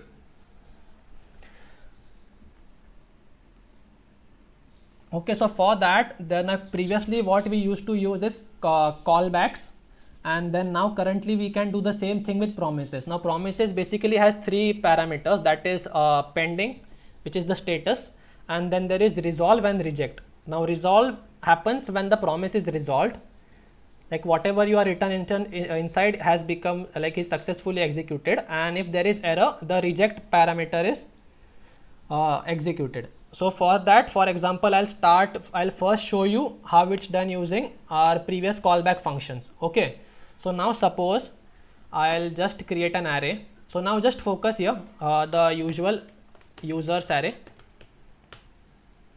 Okay, now just let's start with the coding. For example, I have name is equal to Berlin and email is equal to b@gmail.com. Okay, so now I am just going to replicate this to have an array of objects. Okay, and I am just going to change the name.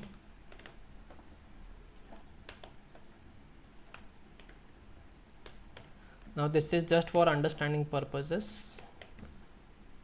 Okay, let's have 3 at first, then we'll add 1 going ahead. Okay, so now suppose I have this users array.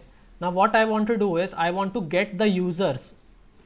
Now suppose we have replicated, now this is, I am simulating a database. Now this is not a local, imagine that this is not a local database, it is somewhere stored on the user, and it is going to take time to retrieve data from the server. So now to simulate that thing, I'll just go and create one function called that get users. Now what this get users is going to do is, now there is something called a set timeout in JavaScript. What it will do is, now just I'll write the first I'll write that set timeout. There's something called a set timeout. Now what it will do is, it is asking for handler, now whatever it has to perform, and for like after what time of delay it has to perform. So basically it is for, like, if you want the syntax, now this is code and this is delay. Now this is the very basic syntax to make you understand. So now what it will do is, after delay of 3, like whatever milliseconds, it is in milliseconds. Okay, now this is milliseconds. Okay, now whatever you are passing here is in milliseconds, and after this much time has elapsed, this code will be executed. So now I'm just simulating the database thing from the server. So in this we are just going to pass anonymous function. Okay, single, okay, yep. What it is going to do is, just let me hide this. What it is going to do is, it is going to get all the users and print it on our console. Okay, for that I am just going to use the for each loop again, users dot for each again. Now okay, so now we have for each again, and like I need a variable to store it somewhere. So suppose I have a variable called as result, which is currently a empty string. Now in this for each, I am just going to pass a single user. and on that I am just going to, if I want the index also, I can just pass index and array as I showed previously. You can have index and all, you can also have array. So currently I am just passing the user, and on that user again I am just going to operate. Now what I want to do is I want to add this to this result variable, and then I am going to print it to the console. So now how I can do it is I'll just write result, which is our variable. Now we learnt about this plus equal to, which is going to append it to this empty array. So now how we are going to append, just look at it. The user is we have user dot name. Okay, now after this is done, then we have the result variable with us. Then I can just go and console.log the result. Okay, now just look at this, how it is going to work. Now we have given the first part of the function. Okay, as I said, set timeout will need a delay function also, like after how much delay it has to work. So for that I will just give 1000 millisecond delay, which is 1 second delay. So we have now this simulation of a server, data retrieval from a server. So I am just going to call this function, and I am just going to ask get users, and it is just going to print it. Now if you want to see the delay, I am just going to increase it to 3 seconds. Now you can see, now it has printed the user. Okay, so now it is like very weird that it is all printing on the same line. So I just want to have a escape sequence, a new line sequence. C, people coming from C and all Python, they may be familiar with this escape sequences for the new line. So I'm just running this, and yep, now we have all the lines on the separate, like each on individual line. So till now, am I clear guys? Till now, till this line of code, just let me know once, is this much clear to you guys?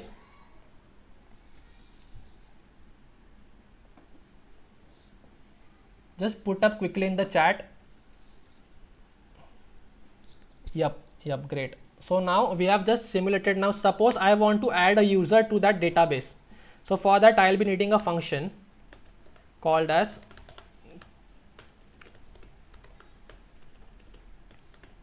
create user, and what it is going to take is a user object, which is going to be similar like this object.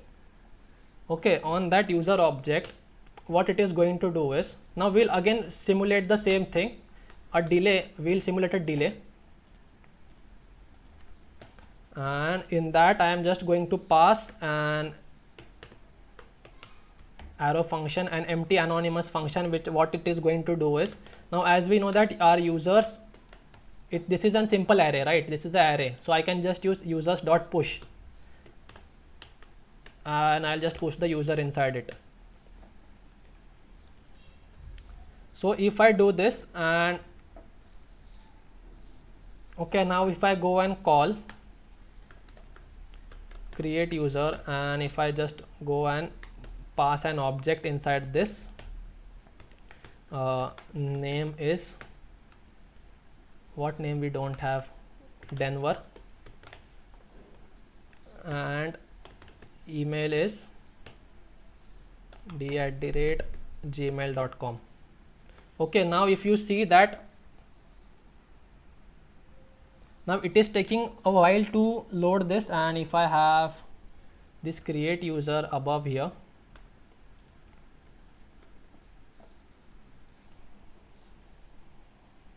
it is getting us back with a delay. Okay, I made a mistake, just a minute, I missed out a parameter. Oh shit, where did I go? Okay, so I have not completed the function yet. Set timeout, it is starting here, it is ending here, and then I have a delay, suppose 3000 milliseconds, and I am delaying this. So now what it is going to happen, just look here closely. Now I have called the get users function, and then I have also created the user. So in this behavior, you can see that only the 3 users have been created. This Denver is not been created, because what happened was it got executed after 1 second and then this executed after 3 seconds. Now this is a problem right here. Okay, so now this is a problem right here, like after create user, your get user should be called, or it has to wait until the user has been created and then it has to get the data. Sir, very fast, please slow down little, sir, confused. You can just revisit in slow mode. I am just explaining as much in detail as I can. Okay, till now if I am clear with this, I guess it is clear. So to implement that callback function, what you can simply do is, I'll just remove this get user from here.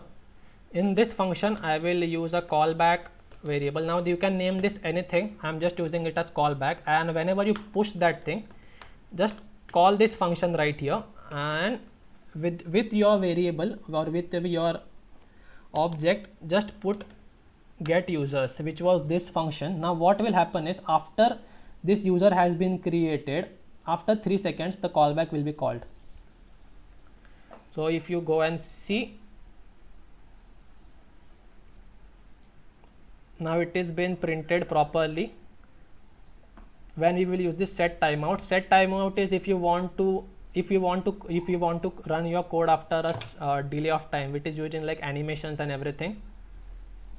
Mostly animations you can use that thing, or you want to pop up an alert in your web page after 5 or 10 seconds after your user is on the page. Okay, so this much is clear. Now this we have seen using the callbacks. Okay, so now we will see the same thing using promises. So I am just going to comment the whole thing.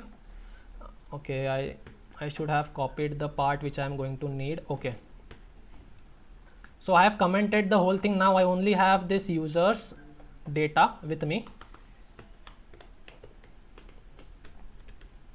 So using promises, how I can do it? So first of all, we made a function of you get users. Okay, so now this is going to be the same, so I can just copy the function of get users. Let me have it here only. Okay, so function is the same for get users. So now in create users there is going to be a difference. So for example, I create a user called as function create user, and it is going to return a promise.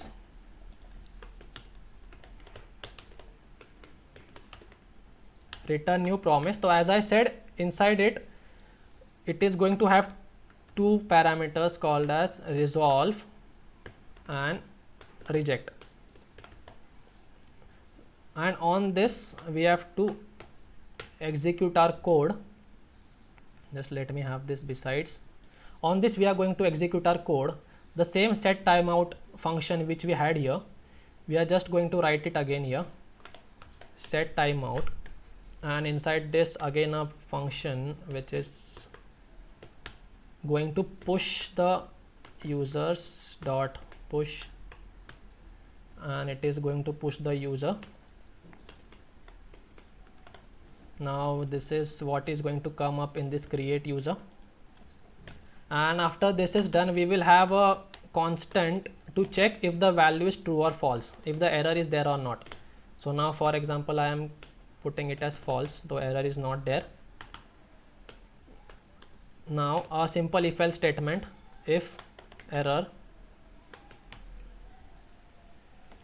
then okay, if error is not true, then you just resolve.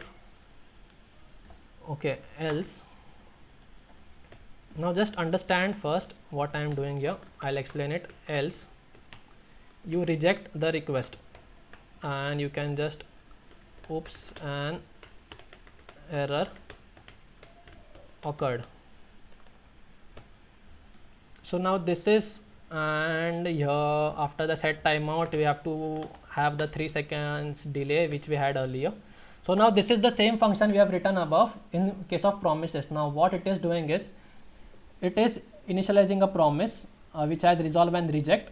It will execute the set timeout function user.push, and if error is there, some error comes, it is going to check based on these conditions that if the error is false, no errors are there, you just resolve the request and go ahead, and if there is some error, you just reject the request and print this statement. Okay, so now if I go and we will create the user using this promise, create user. So I have create user, and in that I am just going to pass the object right here.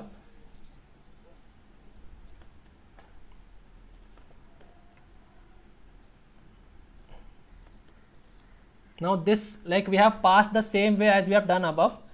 So now what is the difference? Like, after this is going to return us a promise, and then on when that is resolved, dot then what do you want on fulfillment of that promise? What do you want to happen? Like, what you want to happen on the fulfillment of that promise? Like, if it is resolved, what you want to happen? Suppose I want to call this get users function, which we used as a callback right here. So I am just going to put get users and done. So after 4 seconds, you can see that the object is printed right here, the whole database, if you like simulated database. Now if I go and make it true here, now you see that after 4 seconds there should be some error. Uncaught in promise, oops, an error occurred. So now what it has done is we have handled what is going to happen on when the promise has been resolved, but we have not handled what is going to happen if the promise has been rejected. So for that you can just add a catch key here, and this is to make it more readable. Just let me take it to a different line, dot then and dot catch. So here I am just going to take the error which is coming, and I am just going to console.log the error. And now after 4 seconds, oops, an error occurred is coming as a statement and not as an console error. And if this is true, that no errors is this, you can just, now where you can use is like if you are making a connection to database, right? So if your connection is resolved, you can just add the code to, add the user to the database, and if not, then you can add the code to like go behind undo and everything, and just log out the user to the home screen, something of that kind. Error is just I want to if you want to keep it by default as fixed, I can keep it as let also. Like if I want to change it dynamically based on the computation I am doing right here somewhere, then I can keep it let. For example and demonstration purposes, I just keep it at the constant value. So this much is clear to you guys. Now this is we have done using the set timeout, and we have we have done using the callbacks, and this we have done using the promise. Now if you just go through this video once and you will get this.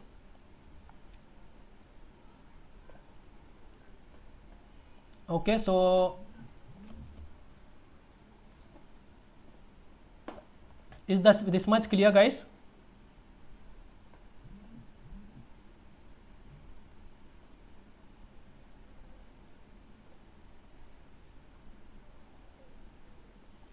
Just let me know.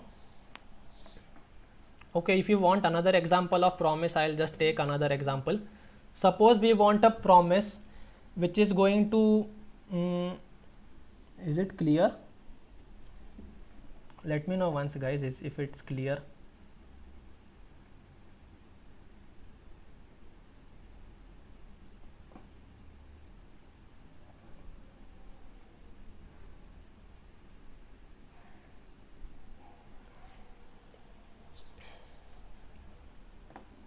No, not clear. Okay, one more if possible. Okay, just focus. Now I declared the promise as a function above here. Now let's have example 2. Okay, now just focus here somewhat. So yes, it is going to take some time to like get used to promises and async, await, everything, even the higher order functions. The more you practice, the better you will get at this. So yep, so now we can go ahead, I guess. Okay, so now I am going to store the promise in one variable called as user data. Okay, so now what it is, here I am initializing my promise, and as always it is going to have resolve and reject, and on that I am going to write some piece of code, and as always I am going to hard code const error is equal to true. Now it is giving me error because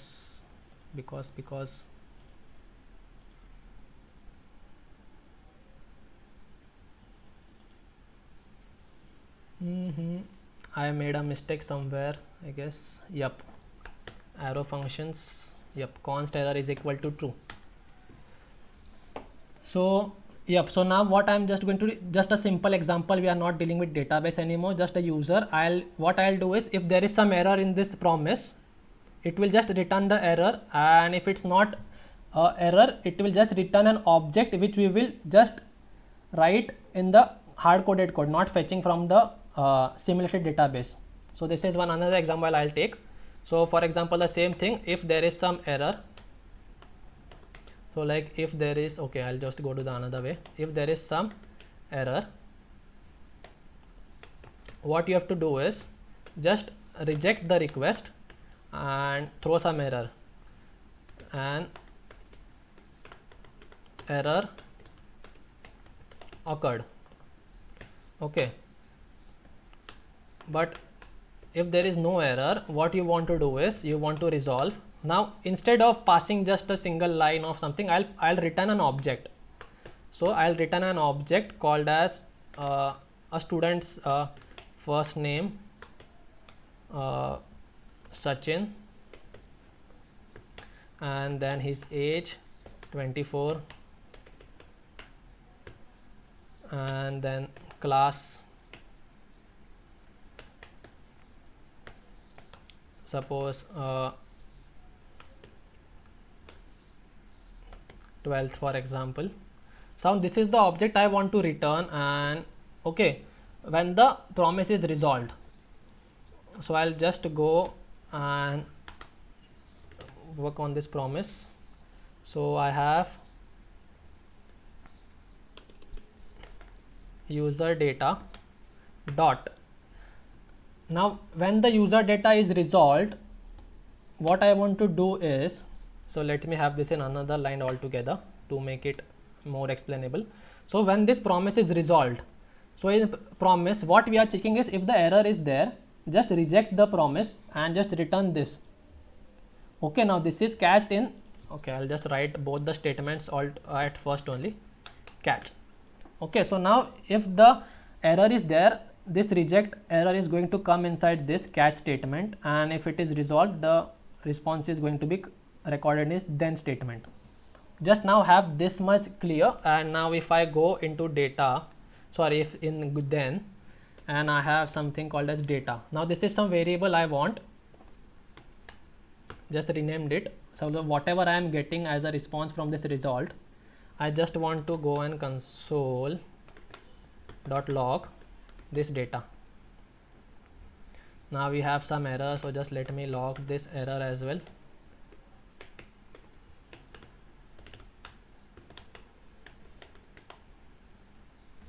Yep, an error occurred. So now because we had this as true, let me change it to false. So now if you see, we have successfully returned an object when the promise was resolved. Like everything was okay, there was no error, so we returned an object.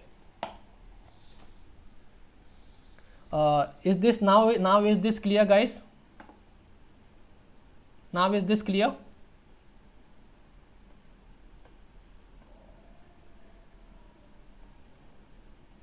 Just let me know, is this clear?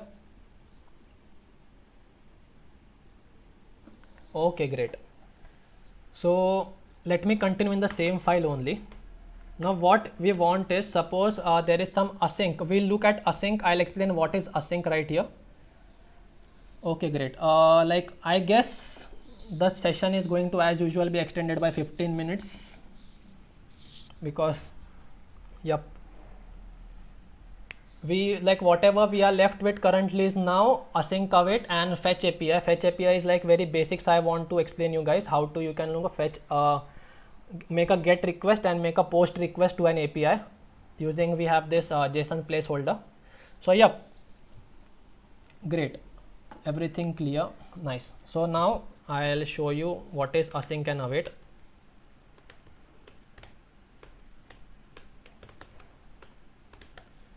So now what usually when you program, yep, as usual, Krishnan, I know you all guys are used to it now. So okay, now what usual programming happens is it goes by line. So whenever if your code is running at the same time, it will just execute it one by one. Suppose there is one example you can take is if you want to do 3-4 things. If you are the single person and if you are doing 4-5 things together, okay, you will do one thing, then you will do another thing, then you will do the third thing, and then you will do the fourth thing. And in JavaScript, everything needs computation power. Okay, so now it will go one by one. So till then you will have to wait and your program execution will not go further. So what async will do is like it will tell, okay, so first task is going on, let it go on. Whenever it is done, it will be resolved. Let's move on to second task. It will start the second task. Now it will let it finish in the background and it will go on to the third task.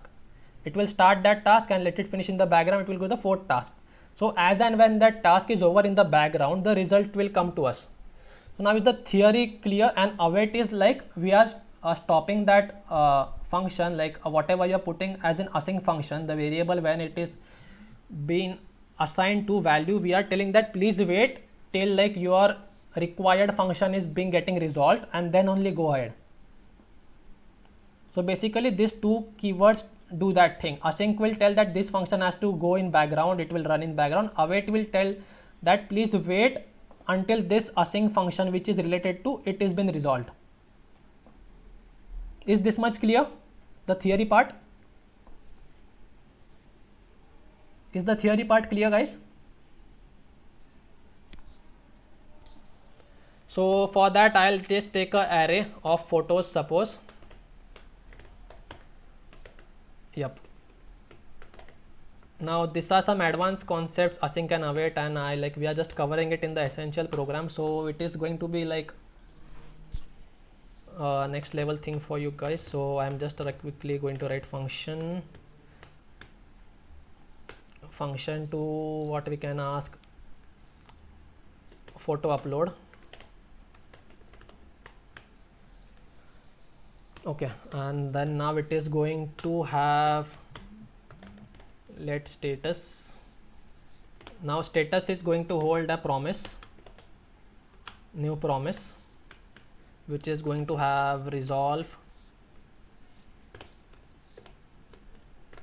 reject, and on this,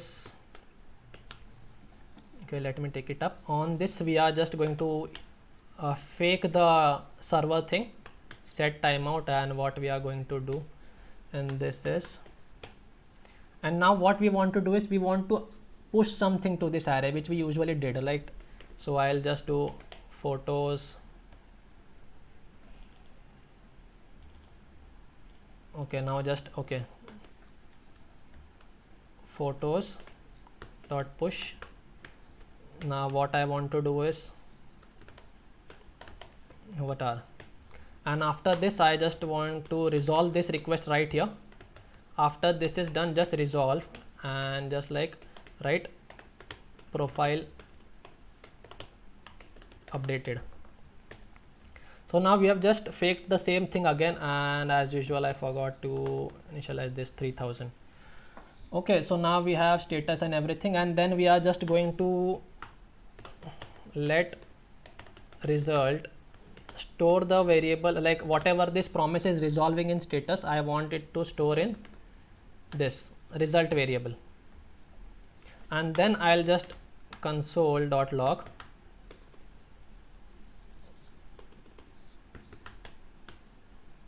result dot length, or maybe just let's log result at first. Everything fine in the chat, I guess. So yep,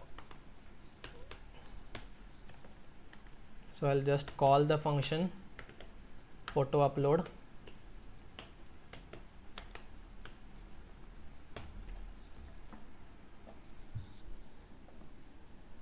and we'll wait, and now you see that it is returning a promise. Okay, just let me clear to make it clear for you guys, I'll have to comment the whole code.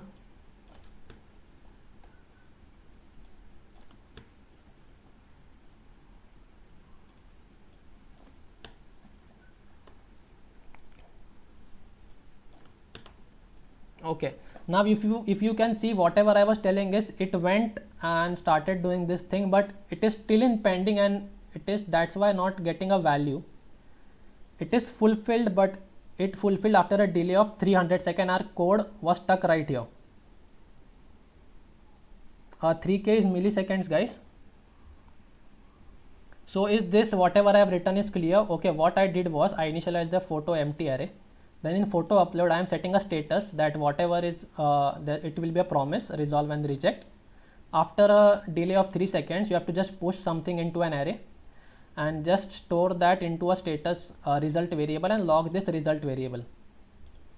So for example, let's have a length property to. So now you can see that undefined is being returned because it is not getting a value. Right, it is not getting a value because it has not been like retrieved the value. So what I can do is I can put this function in background mode. I'll just write async right here. So now this step we have done. This much is clear, guys. Now I am going to tell that this variable to await, like status has to await unless this is done, and then only this code will be executed. Like this is an async function, it will go on background, it will start after a delay of 3 seconds, it will complete this thing. Till then this code will be hold on, like it will be holded on, please wait, let me finish this thing, and then the variable will be assigned. And now let's check the function. Yep. So now we are getting an result.length await status.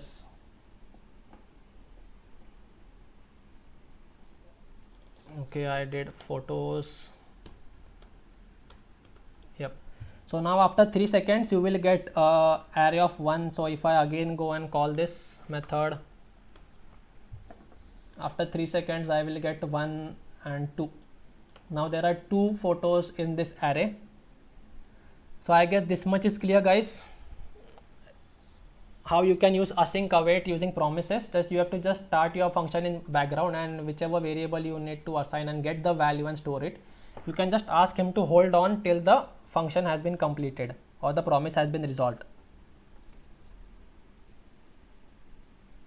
Like I know it is like very first time, like students are not going to get it. It is going to go a bouncer, but just revisit the videos and again and maybe it will be clear. Try it with separate examples. This much clear?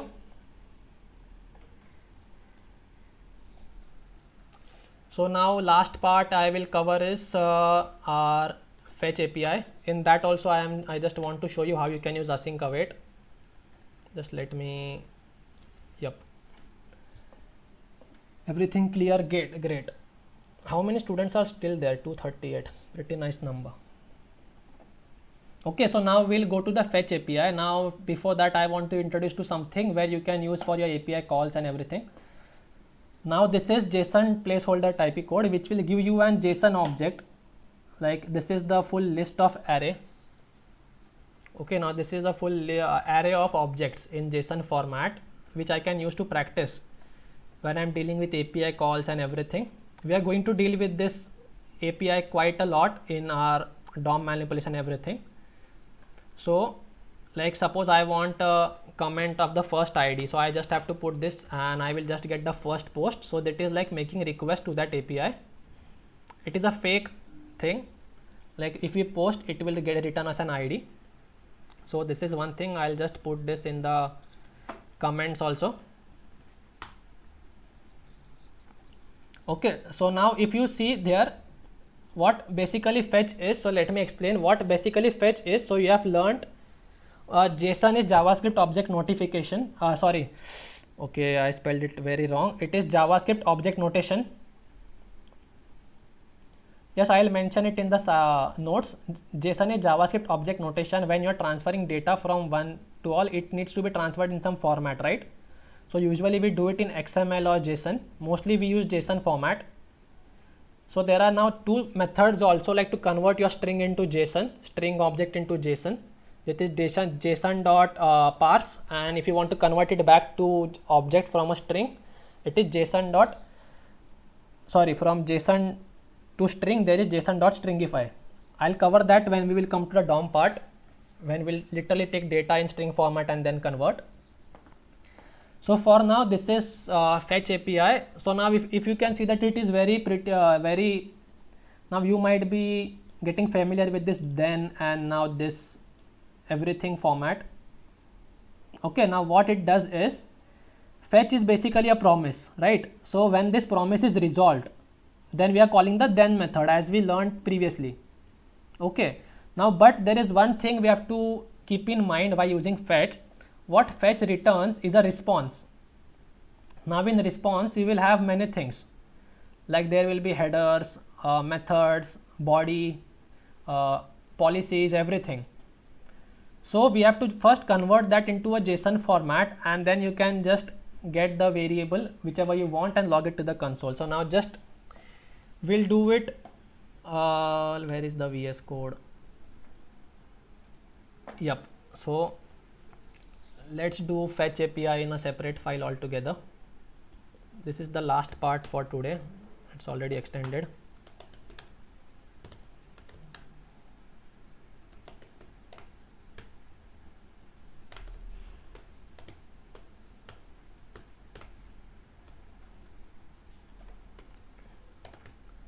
Till then, like if you guys have liked the session till now, can you please hit the like button?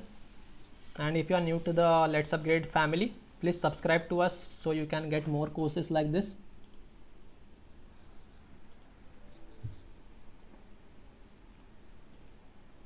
Const is used to store a constant value. As I mentioned previously, you can mutate an array which is declared using const. You cannot completely replace that array. You can mutate it, and mutation is done by using methods of that array.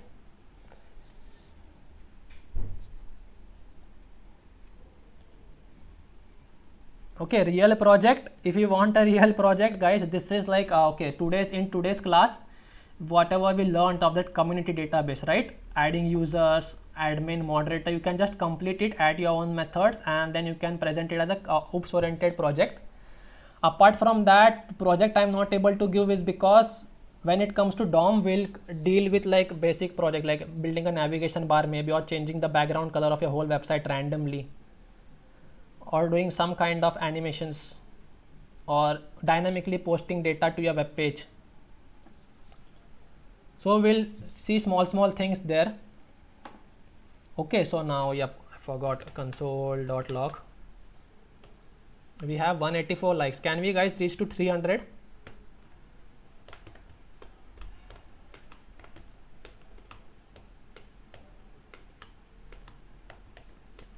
Okay, I'll write slow fetch API.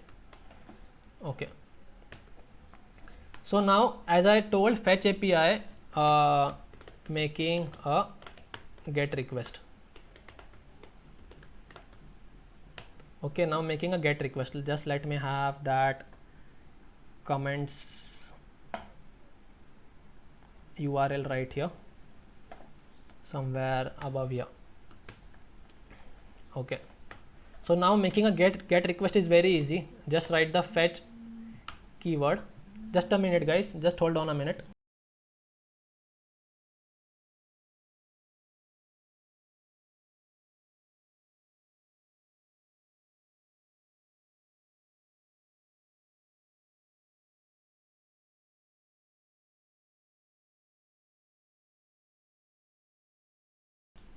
Okay guys, am I audible now? Am I audible again now?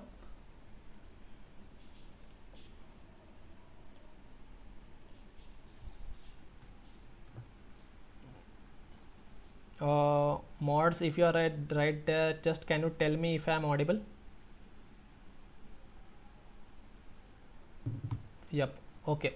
So now what we are going to do is simple. It is a simple thing. We have to fetch something. So now from where, like, it is a very big syntax. I'm just going to explain you the basics, whatever you can use to practice. So now what you want to put here is the URL. Now we have the URL right above here. Okay. So now this is a URL, and on this, just a minute, just let me okay. So on this URL, I guess, yes. Okay. So on this URL, what you want to do is whenever you get the data, like as we have seen, there will be a, when it's resolved, you will get a response. Okay, as you can see in the documentation also, we are getting a response. So I have to convert the response into okay, first let me show you what it returns exactly. So const result is equal to fetch this, and let me log to make you better understand what it is actually returning. Console.log result. Okay, so I guess, okay, I need to change the fetch.js.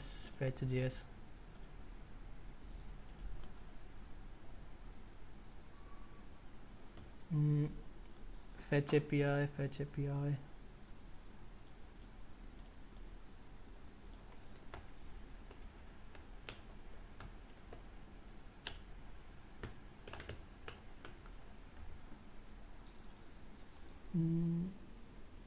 Just a minute. Okay.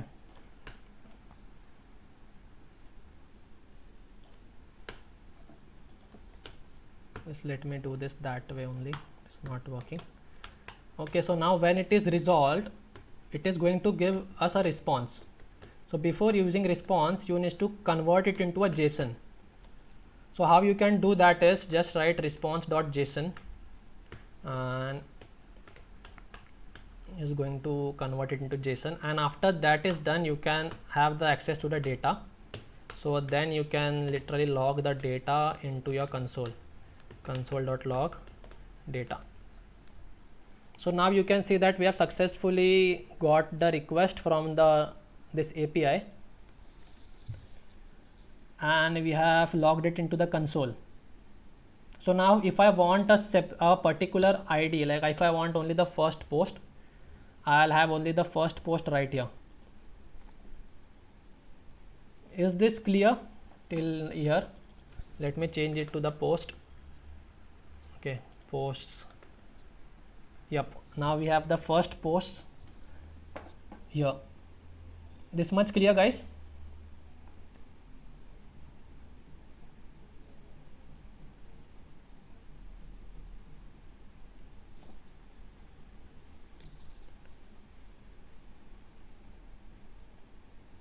Yep, great. So now this was a get request we did. Now how to use a post request, how to make a post request.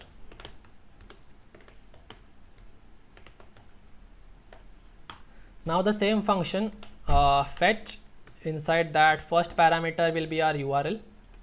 Now while using URL, you don't have to mention the ID, just write it till posts, and then you have to put an object.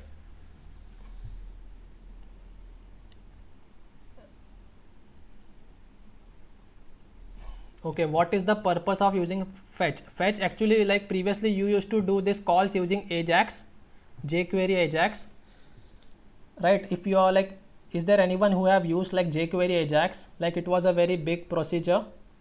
Like you have to open a XHR request, pass the parameters, check if the response is 200 or okay, and then only go ahead with your data retrieval and sending part. So fetch API, what it does is it internally does that response checking things, like 200 okay, it does it internally. You don't have to specify everything.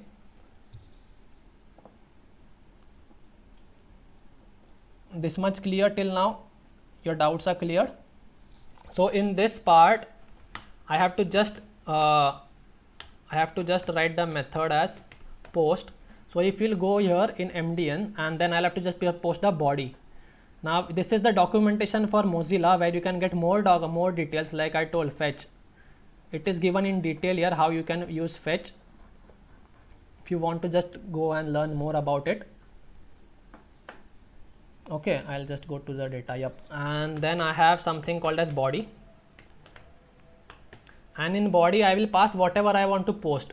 So as I told, I want to convert the object to string before sending it, json.stringify, and in this whatever parameters are there in post, suppose there is user ID 254, something random, then there is ID will be generated automatically, it is going to return as a ID.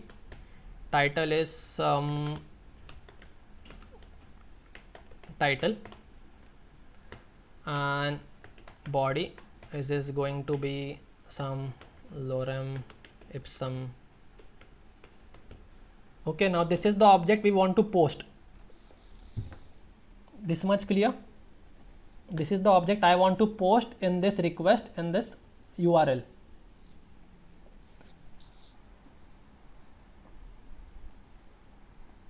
This much clear, guys? And when this fetch request is done, the same thing, dot then I have to just get response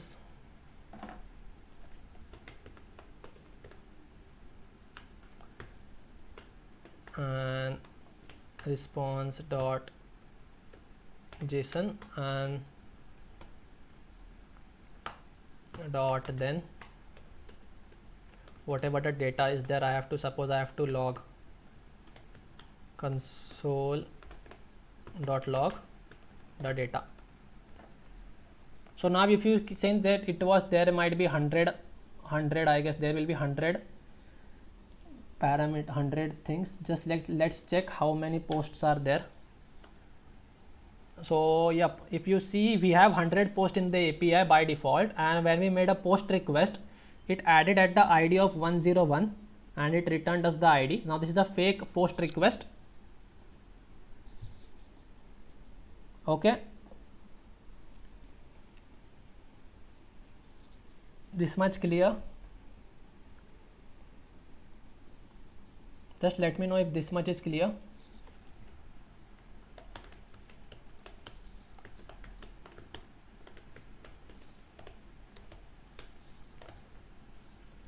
Just let me know if this much is clear. I'll show you one more example.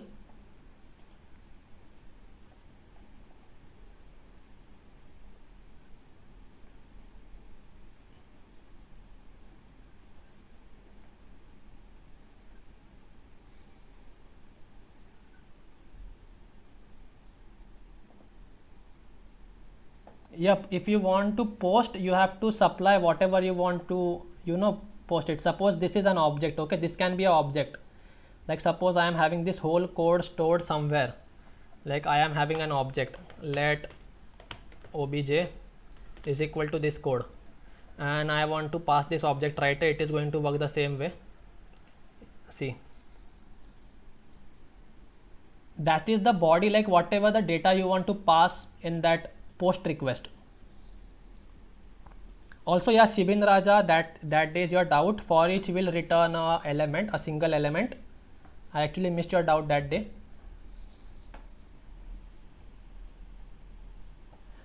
This much clear till now. Then I can show you one more API. Just let me get it. Random jokes API URL.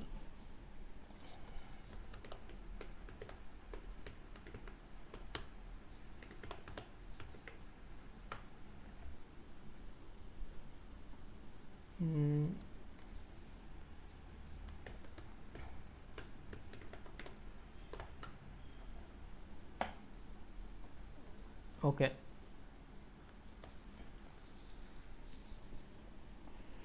Why use stringify? Just hold on and explore till now. Stringify, what basically do is, suppose this is in object format, right? It will convert it into JSON format, string format, and then it will, okay, just let me, at the end of the session I'll do a demo and tell you what stringify and JSON stringify and JSON dot pass do.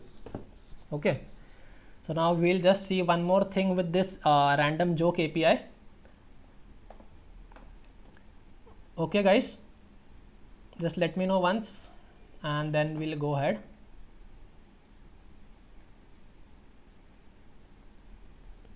A very small function I'll write.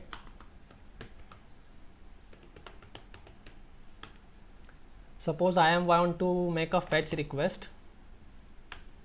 Okay, now let's write it in async way. Okay, let's do it in async way. Suppose I have a function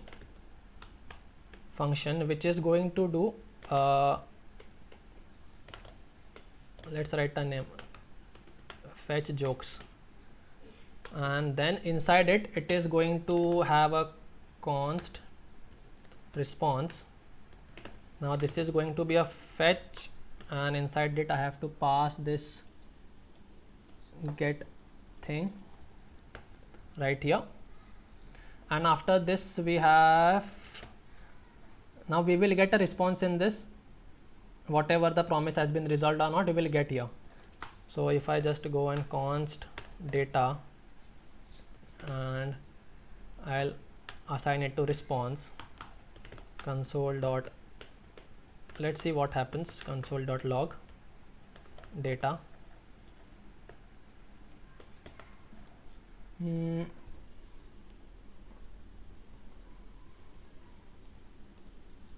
Okay, we need to call the function as well, fetch jokes.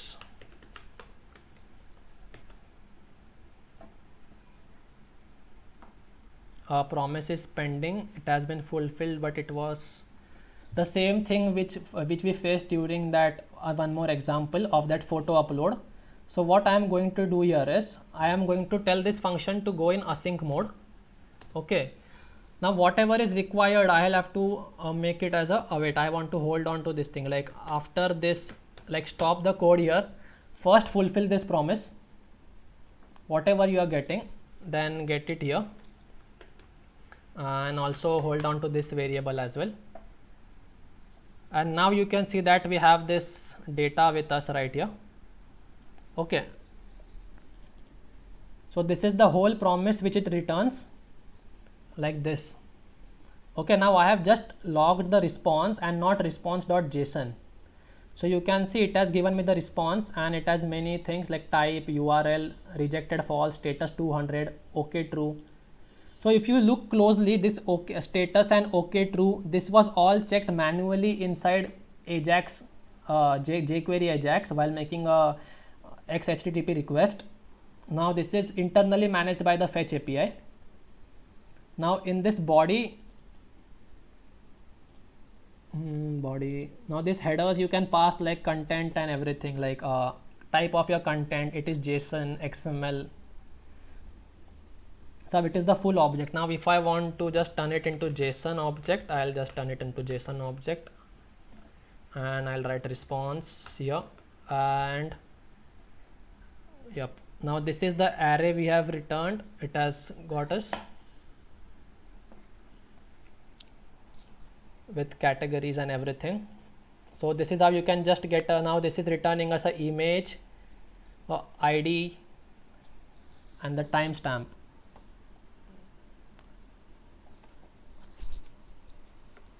This much is clear, guys. So we are just done for today. Like we have covered a lot of advanced things in just one day. So yep, today's session, I guess this much is enough for today. Just let me know in chat if you understood. Like I know it, you must have not understood everything. Just go through the session again. Okay, we are on 200 likes. Can we have a 300 target? Like if you have understood.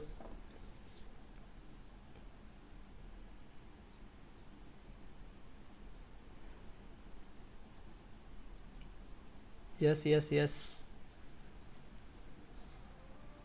Tomorrow's agenda, like we have done with every other part, right? Every other part is done. Now let me just check. Okay, So tomorrow agenda, what we are remaining with is just the DOM manipulation, your website manipulation part, right? How to manipulate your web pages, how to dynamically add your text, remove the text, how to fetch, like we will be using fetch API tomorrow as well, get data from the API and put it on your web page, how you can do that thing.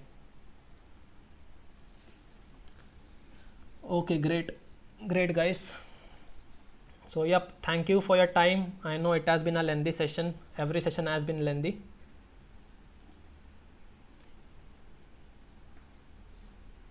Just hit the like button guys if you have really like understood all the 5 days and like the way we are teaching. JSON is literally like JSON is basically used to transfer data from one language, like one software or one program to another program. Like it is, you have to transfer the data. Suppose you have Android app, you have your web app, you want to somehow transfer the data from here to there, or you have suppose different languages from Java to Android or from Java to JavaScript. So in that case you need a standard format to transfer data which all the languages can understand and interact with. So JSON comes there. Do we have a final exam? Yes, you are going to have an exam. Okay, so we are done with the thing. So just let me upload the notes as well. 215 we are reached. So just let me explain you guys, those who are asking. Let obj1 is equal to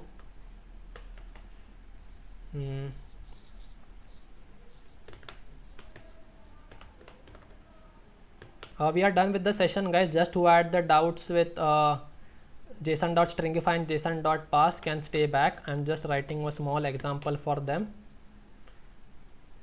Tomorrow is the last day. Nope, DOM manipulation is going to, like tomorrow basics and the introduction part and advanced DOM manipulation can go till the end, like form validation is there.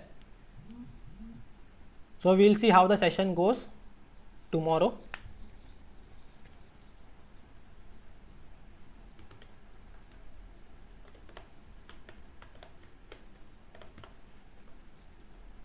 Do you guys want to end the essential course tomorrow itself?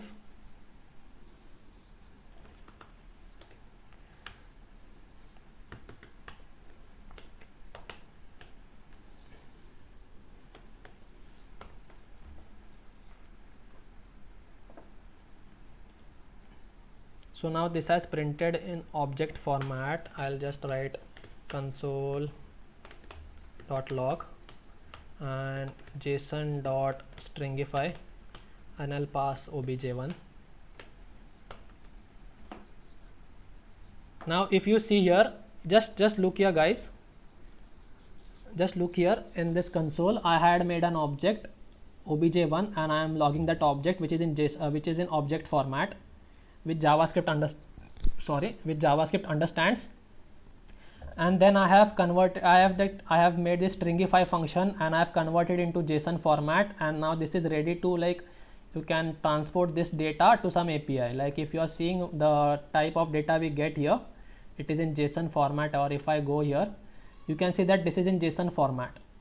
Now to convert your data from object to JSON format, you can just use a stringify which will convert into JSON format. And now if you want it back, suppose let me just log it to some variable. Let str is equal to json.stringify obj1, and now if I just go and log str, it should be the JSON format. And now if I want to convert, let str obj is equal to, now to do the reverse conversion you have to do json.parse and pass your JSON object into it, and it will be converted to an object. These are just small things, but this matter. Console.log and I'll do str object.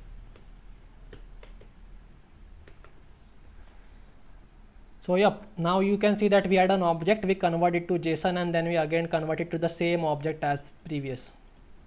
So yep guys, that would be all for today.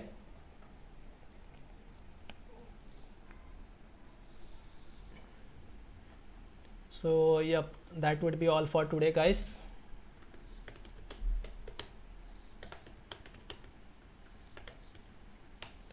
Let me check your tech comments.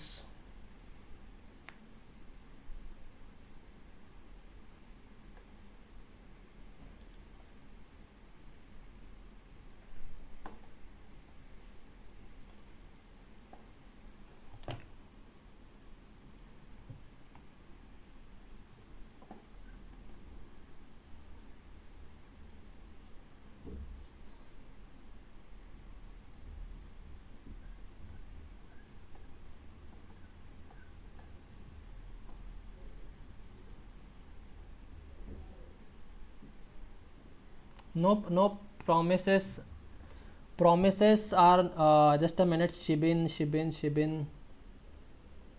where is Shibin? Again, I was going to miss this out. Yep, isn't there any async and await hell like callback and promise hell? Nope, actually promise was one step to like make get out of that callbacks hell. That was one step will like make you escape the callback hell.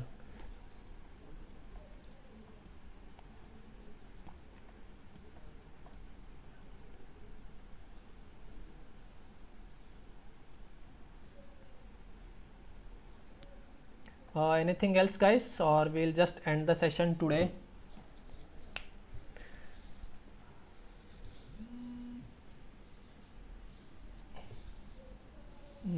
So yep, we'll meet tomorrow, and today's assignment I'll be sending by tomorrow. We'll meet again. Just a minute. Yep, thank you everyone. You will teach us how to create a website. Nope, I will not be taking how to create a website. We will just be looking at web page interactions and manipulating objects on your web page. So as I told you, I gave you a little homework to do for HTML and CSS.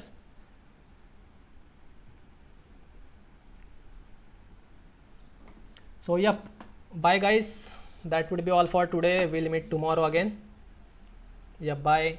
Okay, yeah, just a minute before going.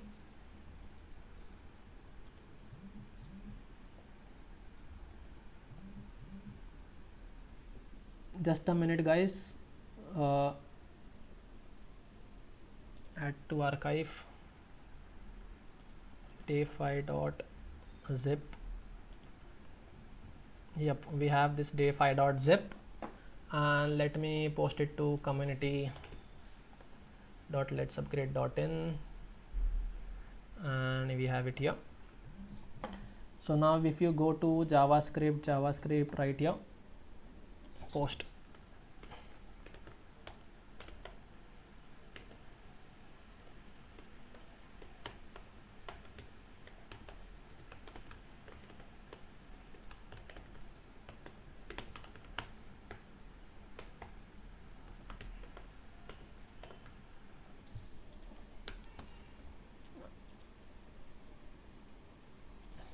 Just let me drag and drop it. So so the notes have been uploaded to the community, and yep, it is right here in this JavaScript group. You can just go and get the notes directly, or moderators will upload it by day end. And also yep, Axios also does the same kind of thing, but for them like to teach the beginners, this is okay. Yep, so yeah, bye guys, we'll meet tomorrow again. And I'm just you